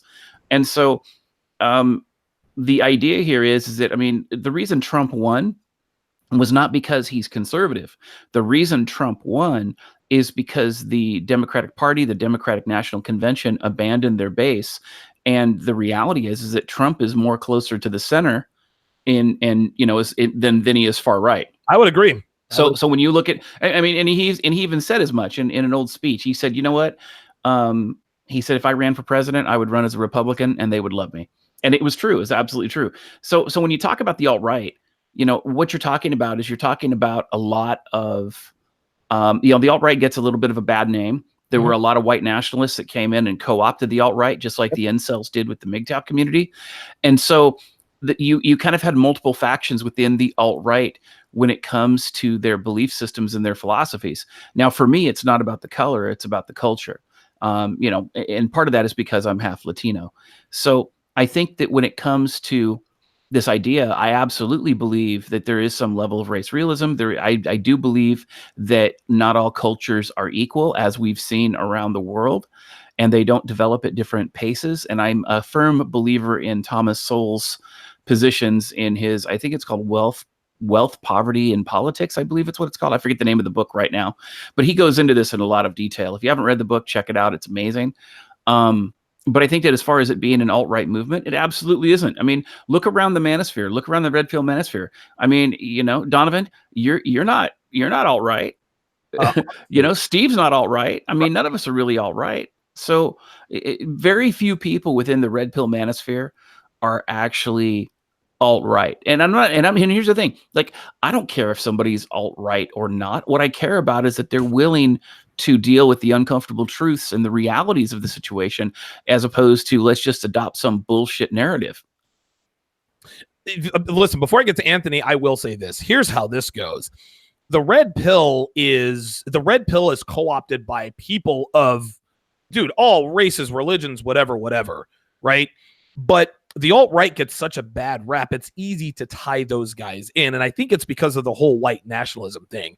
Just because somebody says that they have red pill awareness does not mean that their entire group defines the red pill. You got people that are alt-right who really do sign off on the red pill. You've got Muslims that sign off on the red pill. You've got Southerners, Northerners. You have people from the East Coast, the West Coast, the Tupac fans, the Biggie fans. I mean, it really is sort of a potpourri of personalities that sign off on this. And I think mainstream media wants to say this is an alt-right organization. I think because they want to put us in that hate group. They want to put us on that Southern Poverty Law Center. Totally. Yeah, I think they want to put us on that list. Anthony, what are your thoughts on that? Yeah, it's interesting you mentioned the SPLC. They actually have a whole male supremacist group. I think Roosh V is part of that. They put him on there, and then Mike Cernovich. And of course, that's just two. I think it's only two actually so far, but I'm sure there'll be more added. Regardless of what happens, those bunch of fucking losers. This is just the alt-right stuff, accusation, the insult. That's just a convenient attack for the moment. They're saying it. It's like the women thing, right? Do you hate women? What a fucking loaded question. Right. Fucking retard. It's fucking retarded, right? Alt-right thing is the same thing, but it's just convenient, right? 3 years from now, alt-right will not be useful anymore. It won't be this useful attack tool. And they'll stop accusing us of that, regardless of whatever the truth is, right? Because they know it's fucking bullshit. They're just asking it to try to shut you down, to try to shut down our movement, try to shut down the community, try to shut down what the content, the ideas, the exchange, the discussion, the conferences, the podcasts, all of it. They want to shut it down, and they will fucking lie. What's that book? Vox Day wrote that book, or what do you say his name? SJW is always lie. I think I'm actually have a copy sitting around. Yeah, they're always fucking lying. They're always fucking gaslighting. They're always insulting you. They virtually never, ever want to have a genuine debate, conversation, whatever. They don't care. And so they will slander you and fucking lie and make up bullshit. They'll call you Nazi. I had this huge essay someone wrote me about how I'm a Nazi recently. What? And I'm used to being called that shit, more like off cuff, but this was like a really elaborate essay. I'm like, look at this fucking loser. It's taking out their whole time of their life to accuse me of this irrelevant, irrational nonsense. Alt-right, same shit. Like, I've never identified as alt-right in my life. I don't know anybody at the convention out of 150 speakers who has ever identified as alt-right. I don't even know any attendees with over 1,000 that have identified as alt-right. And the 21 convention is the main convention of the entire manosphere at this point. Yes. So yeah, this accusation is retarded, start to finish, top to bottom. Everybody who accuses us of that can go fuck themselves. Wow. Okay. So tell us how you really feel. Socrates, what are your thoughts on people who would accuse men who endorse the red pill as being alt-right? You know, every smear works if it sticks, doesn't it? Right. I mean, you know, you hate women, you're only in it for sex, and you're a racist. Something at a certain point, the kitchen sink, something's going to hit, right? You know, and then the means are justified by the results. And so, if you're trying to marginalize and silence men from having a voice, taking up emotional space, and truly having a dialogue, you would expect this to be taking place. You know, at a certain point, they're going to run out of personal slander attacks. They're desperate. Yeah, they're desperate. Yes. And when they run out of smear, they're going to have to go to physical violence. And I think that we're heading down that road, because when you're not able to speak up and listen, when you have, you know, what I think is interesting too is when you actually meet a feminist or somebody who's very progressively and liberal, and sit down and say, what is a counter argument? Can you speak to it? Why do they believe this? And when they can't put the words to it, they don't understand it, not even by the least, and they have no desire to. You know, and so I don't see that being a positive thing. So I'm always very worried about, you know, the person who approaches that and say, hey, look, can you tell me about this? You know, what do you mean by that? Give me an example, or what are you referencing? You know, what is their point of view? And invariably they stutter. Because they don't have anything to back it up. It's simply a smear and a libelous smear. Yeah, it's interesting because they don't really seek to understand, right? Like all they know is that they think we hate women. So they must be destroyed by any means or by any means necessary, and that's the way we're going to do it. Steve, let me get your thoughts, because you live in Texas, and Texas is the reddest of red states. Listen, people in Texas are God, guns, and rock and roll. Like, that's how they roll down there. And Texas is always trying to secede from the United States because Texas, for whatever reason, I guess thinks that they can be a state of their own. What are your thoughts on people who would call the red pill community the alt-right? Well, I think it comes in two different ways. You have women that are fearful of men learning the truth about things on one side. Then on the other side, you've got males who are just more doing it for mommy. Hey, I've never been in a situation that I've seen so many people that look like me and have the same parts of me, but act more like women. It's like they do it because they're trying to impress another woman. Yeah. Or they do it because they're jealous or they're angry at themselves. But see, women do that kind. I can't. That shit, it doesn't connect with me, because to me, women, you know, are victims and they blame and they go through all these emotional things. But like I say, I see them more in guys now than I see in women. Now, again, the women, for me, I think they do it because they don't want, like say, they don't want Anthony's vision to get out there, because if people really learn their truth and like that, the world's going to change. Yeah, they're just up. Right. They don't want the Socrates of the world. They don't want those guys out there saying that. So, of course, I understand the women doing it. But what I don't get is when the guys do it. That's what throws me off, man. Bobby, what are your thoughts on, now you're out in California. So we went from the reddest of red states. Now we're going to go to the bluest of blue states, California. Oh, yeah. Tell me about it. Yeah. What are your thoughts on the red pill being sort of conflated with the alt-right? You know, I see that a lot out here. One of the things that really bummed me out was I saw the after effects at Berkeley. I went down there the next day after all that stuff happened when I want to say it was Milo or somebody was supposed to be there, and they just burnt the fucking place down. And I went down there the next day, and I remember thinking, you know, how dumb do you got to be to do this type of stuff over something as simple as just a free speech? And these are American citizens, you know. So I can see where one of the things I've noticed from Twitter more than anywhere else is that there's a lot more dumb people in the world than there are smart people, and I think it's a lot more easy to just lead a pack of sheep, right, than it is to be your own person and kind of forge your own way, you know. And I see these people getting swept up with these political movements and trying to associate with us and demonize us with this. Look, I'll tell you something straight up. I have not ever had the level of like haters and people just attacking random posts with like the weirdest ass shit in the world than after when I came back from the convention and was starting to be like associated with, you know, the red pill and the manosphere and everything, because of just random ass people that don't know anything about me, don't know anything about any of the guys here. And that's another thing too, for you, those of you that are watching. With my background and where I was for a decade, one of the skills that I had to develop was being able to read somebody's character quickly. Like I didn't have a lot of time to spend on people, you know, just for my own personal safety. And I've noticed that from being around these people and thinking myself a good judge of character, all these guys, every one of the guys that's on the show right now and others, okay, are all guys that are in it with their heart, that are in it trying to do it, and everything else is just a smear tactic by ignorant people to try and keep a movement down. Wow. That's and listen, that's bluntly said, but again, Socrates, he actually addressed this right at the top of the broadcast. He said, listen, man, like you have to separate, and then what I think you said you have to marginalize them.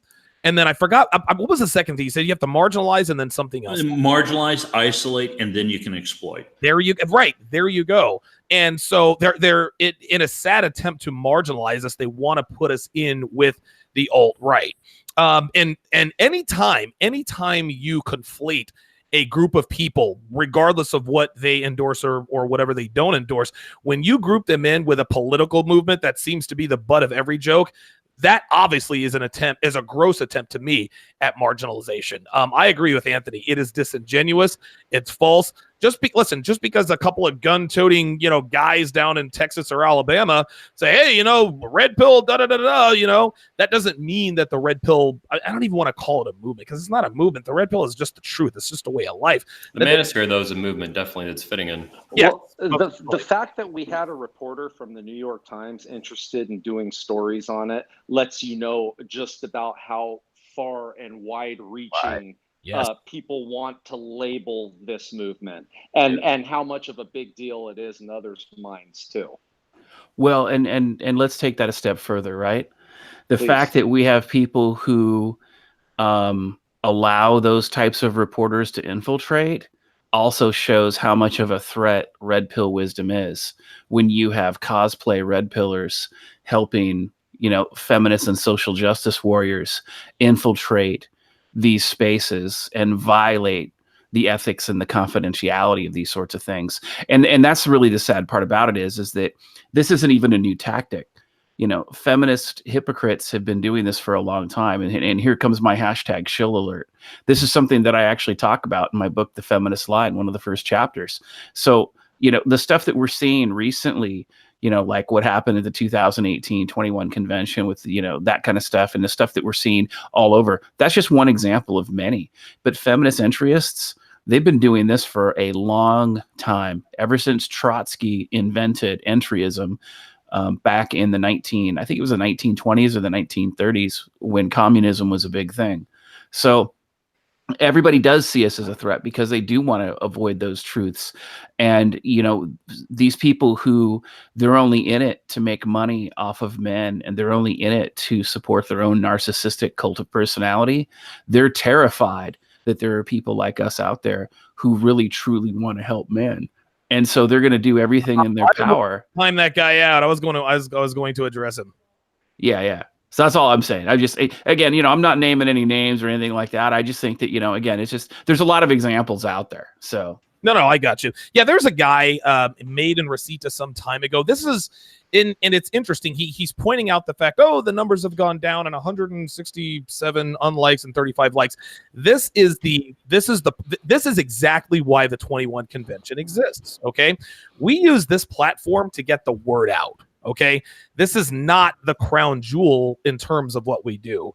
So many people base your credibility on the number of subscribers you have. Oh my God. I remember I was on O'Shea's show And I used to do a show with him. And I remember this one woman was in the chat talking a bunch of nonsense. And I'm like, dude, what she said was just nonsense. And O'Shea said, no, wait a minute. She's got 43,000 subscribers. The fuck? That doesn't mean she knows what the fuck she's talking about. We have so many people like this made in Rosita some time ago. He wants to come in here and say, oh, you guys' numbers are down. Guess what? The numbers seem to be doing pretty goddamn well at the 21 convention where it actually matters. Dude, YouTube could come in and sweep this channel away just like that. And at that point, the numbers don't matter. This guy comes in here and talks about numbers matter. You know what? Numbers do matter. They don't matter online. They matter in terms of in the flesh type. You know, Donovan, maybe what we should, but maybe what we should do is old school restream the show live to 21 Studios, which has 207,000 subscribers. That's probably that's where the show is founded. I mean, that's a lot of subscribers we could play with. It's a lot of people. It's a lot of fun. Yeah, listen, he says numbers tell the truth. No. Numbers don't always tell the truth. No, numbers are a statistic and they can be manipulated. Hillary Clinton spent a lot of money in those numbers, and that went absolutely fucking nowhere. Numbers tell the truth if you have a micro penis. But I think that Steve had something to say. Well, Don, this is a case in point of worrying more about the messenger and not the message. Exactly. This is the feminine type energy that you get from guys that act like women. And the question I asked him in there is, what's that got to do with you as a man? Right. He's been around for so long and he couldn't get a piece of pussy if it knocked on his goddamn door. And he's worried about numbers. See, this is the problem. Everybody's worried about, hey, what color's Anthony's beard today? And did Socrates' mustache get a little longer? And I'm worried about stupid shit. It has nothing to do with anything. And this is why y'all always losing in life and with women. And that's why they find most of y'all a joke, because they all want to look at y'all worried about other men and y'all worried about numbers and you're not worried about what you can do. This is the feminine energy. It's like I say, in the Matrix, they're always bitch thinking. The fifth is the one that wants to disrupt everything, wants to change the narrative and try to change things up. That's all I want to say on that, man. This is funny. He said, make content with substance, put sweat. And so hold on. He says, make content with substance, put sweat and soul into it. Motherfucker, look around, bro. Well, hold up. Look, let me address that real quick. Just because I'm no stranger to controversy. Okay. I'm not. I mean, if anybody's looked at my channel, there have been many times in my channel, in my own community, in my own tribe, where I have called out unethical behavior, where I have placed a bullseye on my head because I stood up for some ethical standards and because I stood up for positive masculinity within my own community. Now, let me say something to the people watching this with the likes and the dislikes, okay? If you need external validation, the red pill is not going to help you. Right. It's not. Go back to masturbating in the corner while your wife is fucking her bull. That's the reality, okay? Because if you need external validation, you are not red pilled.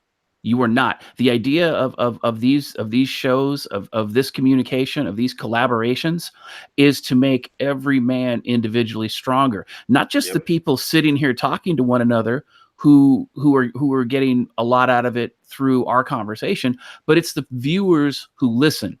If you're so concerned about external validation, you will never be successful with women. You will never be successful with your job. You will never be successful with your education or your career. You will never be successful with your educational goals. You know why? Because you are not focused on you. You're focused on the guy next door. You're focused on the guy who's posing in the gym, who's been there every day for 4 years, and you're jealous of him. And you're not focused on being the best man that you can ever be. And frankly, let's just talk about YouTube and the dichotomy of YouTube and what I found in the controversies in dealing with a lot of the unethical pieces of shit that I've had to deal with. And that is this. A lot of the like-dislike ratio when it comes to a lot of the negative likes, most of that's sock puppets. Most of that's like, a half a dozen haters, if that, who have 10 or 12 or 15 sock puppet accounts, and they want to go and they just want to sock puppet brigade your video. And let me tell you something, this isn't anything new. This happened on Reddit in 2008, 2009, 2010, 2012. They called them downvote brigades because they were trying to conceal the truth. The reality is this: I want everybody to take a look for a second and look at the downvotes. What that is, you smell that? That's fear. That's fear of the truth. That is fear of the red pill. That is fear. That's what that is. That is my vagina hurts because I'm a mangina. That's what that is. That is terror. That's what you're seeing. And frankly, the reality is that the red pill is supposed to be uncomfortable. So for those people, both of you, who decided to sock puppet downvote this stream, right? One day, if you continue to hate watch this stream or you hate watch these other streams while you're crying while masturbating, eventually you will develop a thick enough skin that you will one day be red pilled. Okay? This isn't about a competition. No. I'm not in competition with Donovan. Donovan's not in competition with Anthony. And I can tell you what, not a single man here is in competition with any other man or mangina on the internet. That's the point. Red pill truth. It's like Steve said, he hit the nail on the head. Okay. The message is what is important. And the more people who speak this message, the more people who share these red pill truths, that's what the important thing is. So if you're so blue pilled and so tribalistic and such a sheep that you have to choose one tribe at the expense of others, guess what? You're not helping men. You're hurting them. You're hurting them because you're trying to you paint this false dichotomy that you have to choose one man over another. And let me tell you something. There's only one time that's relevant, and that's at the gay bar. And none of us are going there. So all I'm saying is that one. Yeah, exactly. All I'm saying is that if you want to keep it real and you want to talk about this man to man, red pill man to red pill man, you do what you got to do. But I'll tell you what, you look at my channel, I hide my sub count. You know why? Because it's not important to me. What's important to me is that I speak a message of the truth. I speak red pill knowledge. I support my videos with logic, reason, and facts. And I can verify all that shit. And I can tell everybody here that Donovan and Steve and Bobby and Anthony and Socrates, they are all cut from the same cloth. Red pill men committed to the truth, whether it is comfortable or not, because that is the baseline that we need to become better men, to have better families, to create better communities, to have a better country. And if you can't co-sign with that, then again, go ahead and feel free to downvote. Make all the sock puppets you want. Do what you got to do. Because I'll tell you what, at the end of the day, we are still going to continue to help men, regardless of whether or not you're so small-minded that you have to focus on the messenger and you have to ignore the message because you feel insecure and you feel threatened. Very well said. And the reason why you know this is a sock puppet account is because he is speaking falsehoods. He says, what did he say? He said, make content with substance, put sweat and soul into it. I think you guys can look at my set. Anybody who's watched my show, you guys know that I put absolutely everything I have into what I do. Everybody does. So this is a guy who just wants to come in here and try to make us feel bad about the fact that we have 135,000 dislikes and 67 likes. Listen, if we were worried about likes and dislikes and subscriber counts, then our message would be much different. We'd be out there with the Derek Jacksons and the Matthew Hussies and the Alexander Graces of the world, right? Like our message we try to cast as wide a net as possible. No, we speak the truth, whether it's uncomfortable or not. The red pill ain't Pepto-Bismol, bruh. You feel me? Listen, the red pill is not Pepto-Bismol, man. The red pill is what am I looking for? Milk of magnesia. Man, it's gonna give you a stomach ache. You're gonna be shitting your drawers. You're gonna get indigestion. You're gonna get heartburn. You're gonna all that stuff, right? But that's what the red pill is supposed to do. So listen, man. I encourage. And by the way, thanks for the view. Like he came in here and he, wants to make us feel bad about whatever. No, we're going to keep doing what we're doing, regardless of whether or not we have 67 likes, dislikes, and 35 likes. We're not doing this for the validation. We do this to help men. I want to take a moment of silence and just appreciate the epic rant that DDJ just went on. And any viewers watching this, scroll back a minute or two, whatever, and just re-listen to that at some point. That we'll cut that out and put that out in like a little best of or something. Yeah, that was fucking epic. Like I want to clap. Like holy shit, standing ovation on a podcast. I'm sorry. I have this allergy to manginas, so I just had to call it out. So yeah, man. You know, dude, it's just nature, dude. Nature's gonna win, dude. There Bless you. you. Yeah. I did want to say too that in terms of all this like subscriber shit and like dislikes and these little losers that like are at their keyboard just trying to download this shit. Dude, I've been on YouTube since July 2007 with 21 Studios. Damn. I have gone through, the channel has over 200,000 subscribers, 30 something million views. It's my main channel. You know, 21 Studios is now the proud owner of the Redman Group. It's a proud part of the family. The chance, you have zero fucking chance of stopping. I will run you over the fucking digital truck. This channel is going to keep on fucking going. And I will shove so many videos so far up your fucking ass, they'll come out of your fucking eyeballs. This channel is going to keep kicking ass, and this show's going to keep kicking ass. Exactly, the multiple shows we have. So we're just on fire and kicking ass and fun. These losers will give up eventually because we have so much more positive energy driving us, and me and all the men I'm surrounded by, unless on this panel right now, we're unstoppable. It's not just me; it's all of you guys. It's the men I surround myself with. From time to time, the tree of liberty's got to be fed with the blood of patriots and tyrants, you know. And the patriots here kicking ass. That's what it comes down to, and I think the reason why we're such a good group, and this is past members, future members, and all that other kind of stuff, is because we really we live this stuff, right? Like, you guys are the first group of people that I've ever met who are the same. I don't know what you guys think about me, but I'm the same guy on and off the camera. Anthony is the same guy on and off the camera. Socrates, Steve, you guys are the same in person, live and in living color as you are behind the camera. I'm really a 2D anime character. Now you know. Shit, he's a hologram. I'll just go ahead and say this, Donovan. You know, someone just put in the chat. I think your chick actually might have just deleted it. Oh yeah, no, downlikes are obviously bitterness. Yeah, they're just bitters. These bitter losers, right? Right. Look, I just killed everyone's, Santa Claus. You know, sorry, not sorry. I did what I had to do, and I make no fucking apology for it. So these losers just coming on here with their sock puppet accounts, fucking up the like ratio and shit. It doesn't even matter because the real fans come out anyway and hit the fucking like button anyway as the video gets published. So fuck these losers. Listen, I'll tell you what. This is the beauty of online, gangsters, right? Oh, guess what? This is why the 21 convention is held in a real place with real people. The 21 convention it's tangible. YouTube is simply a tool to get the word out. That's all there is to it. You can downvote us 200 times. Guess what? YouTube is going to say, oh, people hate these guys. YouTube is not interested. Dude, YouTube is interested in a lot of things. Uninteresting is not one of them. Oh, they love engagement. You're 100% right, Donovan. I've been a partner on YouTube for over a decade, and they love engagement. They love all of it. It doesn't matter what it is. They don't give it. Yeah, they don't give a shit. Listen, we hate this guy and people hate this guy, but guess what? They get views. Okay, so we'll demonetize this guy, but you know what? We're gonna flock more people to him to get more downvotes, more engagements. Well, you know what? The best thing, Donovan, is that we're doing something right.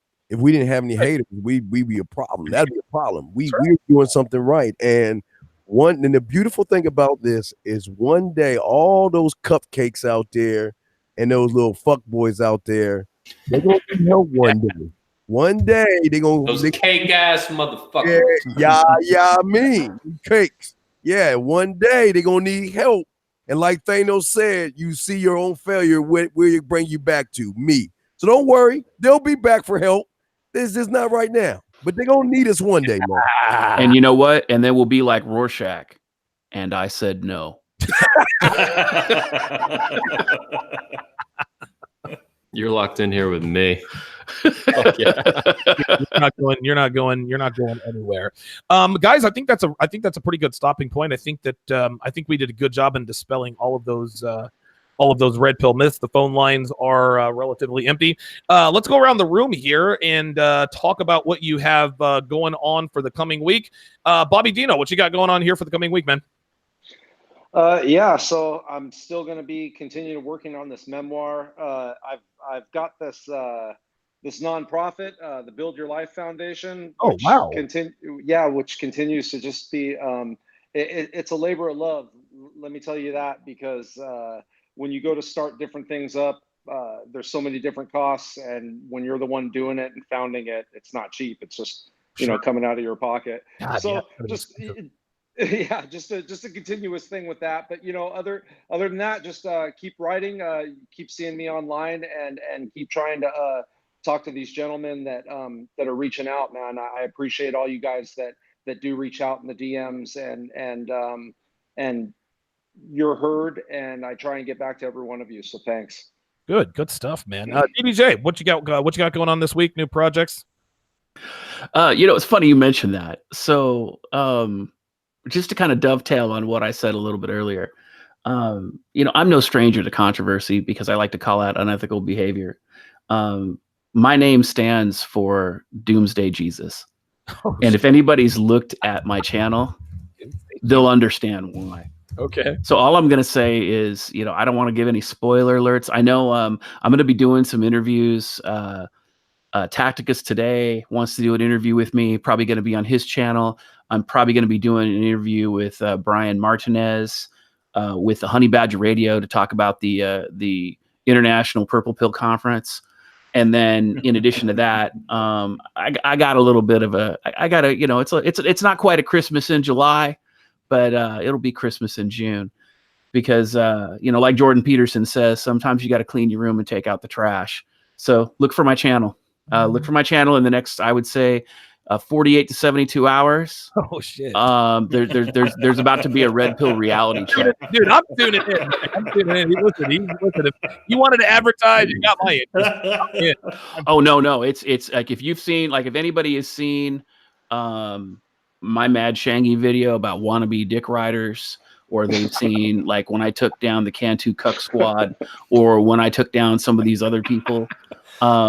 This right here is definitely going to be the crown jewel. Okay, you're gonna want to watch it. You're gonna want to pay attention. But here's the thing, I just want to say this right now. If you're a mangina, my suggestion is you go find someplace and you purchase yourself a spine, and you pull the dick out your purse, and you remember that it's not what I say in this video that's important. It's the evidence, it's the verifiable facts that are behind it that's most important. Because again, there are red pill truths that are uncomfortable, and there are going to be people out there that by the time I get done, they're going to need a sphinctoplasty, and they're going to be doing GoFundMe accounts to get them. I'm in, dude. Fucking savage. I am all in. Wait, DDJ, how do they find your channel? So am I. How do people find your channel? Oh, my channel is Misandry Today. And I've also got a website coming out. I got a brand new website I'm getting ready to roll out. I've had it out before. It was mostly a landing page before, misandrytoday.com. The new website will be live within 14 days. And obviously, hashtag shill alert. Check out The Feminist Lie, bestseller on Amazon. And also, if you haven't checked out these other gentlemen's channels, absolutely check them out. Check out the 21 convention. Get your tickets for the 21 convention. Check out Steve the Dean. He is the man. I'm showing for DDJ right now. I got my copy of The Feminist Lie. There you go. There you go. Yep. Awesome. Thought lives matter. Perfect. So there it is. Hashtag. All right. Anthony, what have you got going on this week? Any projects that you're working on? Yeah, massive stuff. Always behind the snes, man. Obviously, Poland is on my radar. We're about 4 weeks out exactly. It's like 29 days to the conference in Poland. So, finalizing flights, hotels, all kinds of stuff for speakers and everybody, attendees. Tickets are still on sale to Poland, by the way. There's a current early bird sale that's going to end tomorrow night, Sunday night. Get your tickets at the21convention.org or in the description of this video on Redman Group, and you can support the Redman Group with those ticket purchases. RMG will get a cut of it. Fuck yeah. Obviously, the Orlando event, our crown jewel this year, the world event in Orlando, Florida for 21Con is going to be October 24th to 27th. That's all fucking kicking ass. It's looking huge. We have more ticket sales than ever right now. And compared to 2018, which is our previous huge best at that point. So things are very strong. It's a very busy year. Obviously, we just pulled off the Patriarch event. We just put out Hunter Drew's opening address from the Patriarch event, the first ever speech from it. Oh, good. Obviously, right here in RMG, we put out recently the episode 3 of the Redman Group. I mean, we're cranking out videos and events left and fucking right. It's fucking awesome. One more thing too is I've been personally working on importing a lot of the old episodes of the Redman Group that were filmed on 21 Studios, and they've been sitting there since day one back in 2018, but they don't exist on this channel. So I figured it's good to get them out. People are confused, like, why is this here? I'm like, well, it wasn't fucking there. It needs to be there. This channel should archive a huge library of Redman Group content, all of it. So I'm working on importing that, and it's kind of cool to see the old history of the show. Even episode 3 I put out earlier today, and that was actually the first episode where we called ourselves the Red Man Group in public. Huh. Before that, you were on that episode too. Yeah. So yeah, I didn't realize that I had been on my very first appearance on the Red Man Group was episode 2. yeah, I think it was 2 actually. Yeah, you were in that one. Yeah. Yeah, I always thought that I came in right around 10 or 12. Nah, man. By the way, if you're releasing those, stay tuned for episode 17. Fuck yeah. Beyond that though, man, just standard, just raising hell in the manosphere and in the world. Just standard Anthony Dream Johnson shit. All right, good stuff. Sock, anything you got going on? Yeah, right out of the bat, still just relatively released a children's storybook, and the notion on that is not so much the story itself, but the concept behind it, and the idea is how. Will that happen to be this book right here? My red hat. Yeah, here we go. Oh yeah, I've got 2 copies. Somehow I got 2 copies of it. You damn thief! I knew it. You took two. No, spread it around. Look at this fucking beauty. The reality is how do you teach men how to father while they're fathering who've been grossly underfathered themselves? And so what we want to do is put tools in men's hands on how to engage with their children, have very critical confrontations and conversations with their children that are pro-masculine, pro-family, and pro-relatively red pill spirited, that the content you guys will recognize and be able to teach the children before they're damaged, before they need a 21 convention or a bootstrap or get hurt. And the idea is to get in front of the damage. And so that's kind of our solution. It's the first in a series, so we're promoting that and doing that. And then, I hate to say it too, I've got to put that on hold because Poland's right around the corner. So I will be present in person in Poland, going full active on that and taking, a solid 2 weeks out of work to attend the event. And I'm thoroughly looking forward to this. Excellent. What I've got going on this week, I'm actually going to be releasing a free course. Actually, it's going to be, and what this course is it's a compilation of a week of shows that I did, predicated specifically on building a red pill woman from the ground up. I'm actually going to call the course "How to Build a Woman from the Ground Up." This course is specifically for people who think they want to live the player life, but they don't want to involve themselves with the risks of player life, but they also understand the inherent risks that come with pursuing relationships of consequence with women. And so a lot of guys feel like they have to choose between the player life and, a relationship. And this course will tell you how to get sort of both. Basically, you're going to build your lady in the streets and freak in the sheets. This is 7 solid hours of, dude, it is 100% rock solid, dense content on how to build a woman from the ground up, from point A, choosing your woman, to point Z. The discipline, the punishment, the reward, setting boundaries, sex, anything and everything you can think of from A to Z in terms of building a woman from the ground up is going to be covered. That course is going to be absolutely free. Stay tuned for that. I'm going to be making that announcement on my channel as well as on my website. So that's what I've got going on. Steve, what have you got going on? First off, again, guys, if y'all didn't know, your dog Socrates had a great birthday. One that always wish wish you could have been there. It would have been outstanding. That's my motherfucking dog there. I love Sock, man.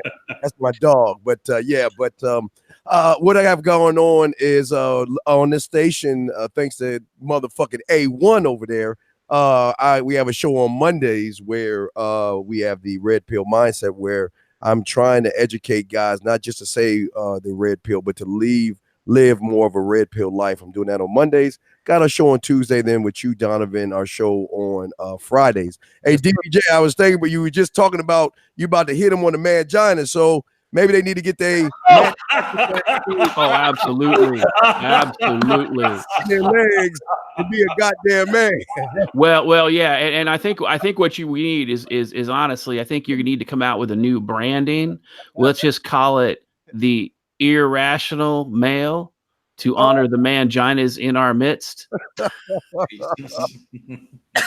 Subtle. I am known for the nuance. Yeah. Yes, sir. But no, yeah, that's all I have, and I just I want love that shirt though, man. Yes, and I just want to say for those that are listening, look, we gonna hold it down for you guys. We got love for you guys, and just stick with us, man. Don't worry that we are weathering the storm. The storm is almost away, and we're gonna be good. That's all I want to say. Excellent, excellent. Thank you, gentlemen, for making time for the show tonight. This has been the 71st edition of the Red Man Group. We will see you guys next week at the regular time, 11 a.m. Eastern, 8 a.m. Pacific. Thank you all for joining us, and we will see you next time.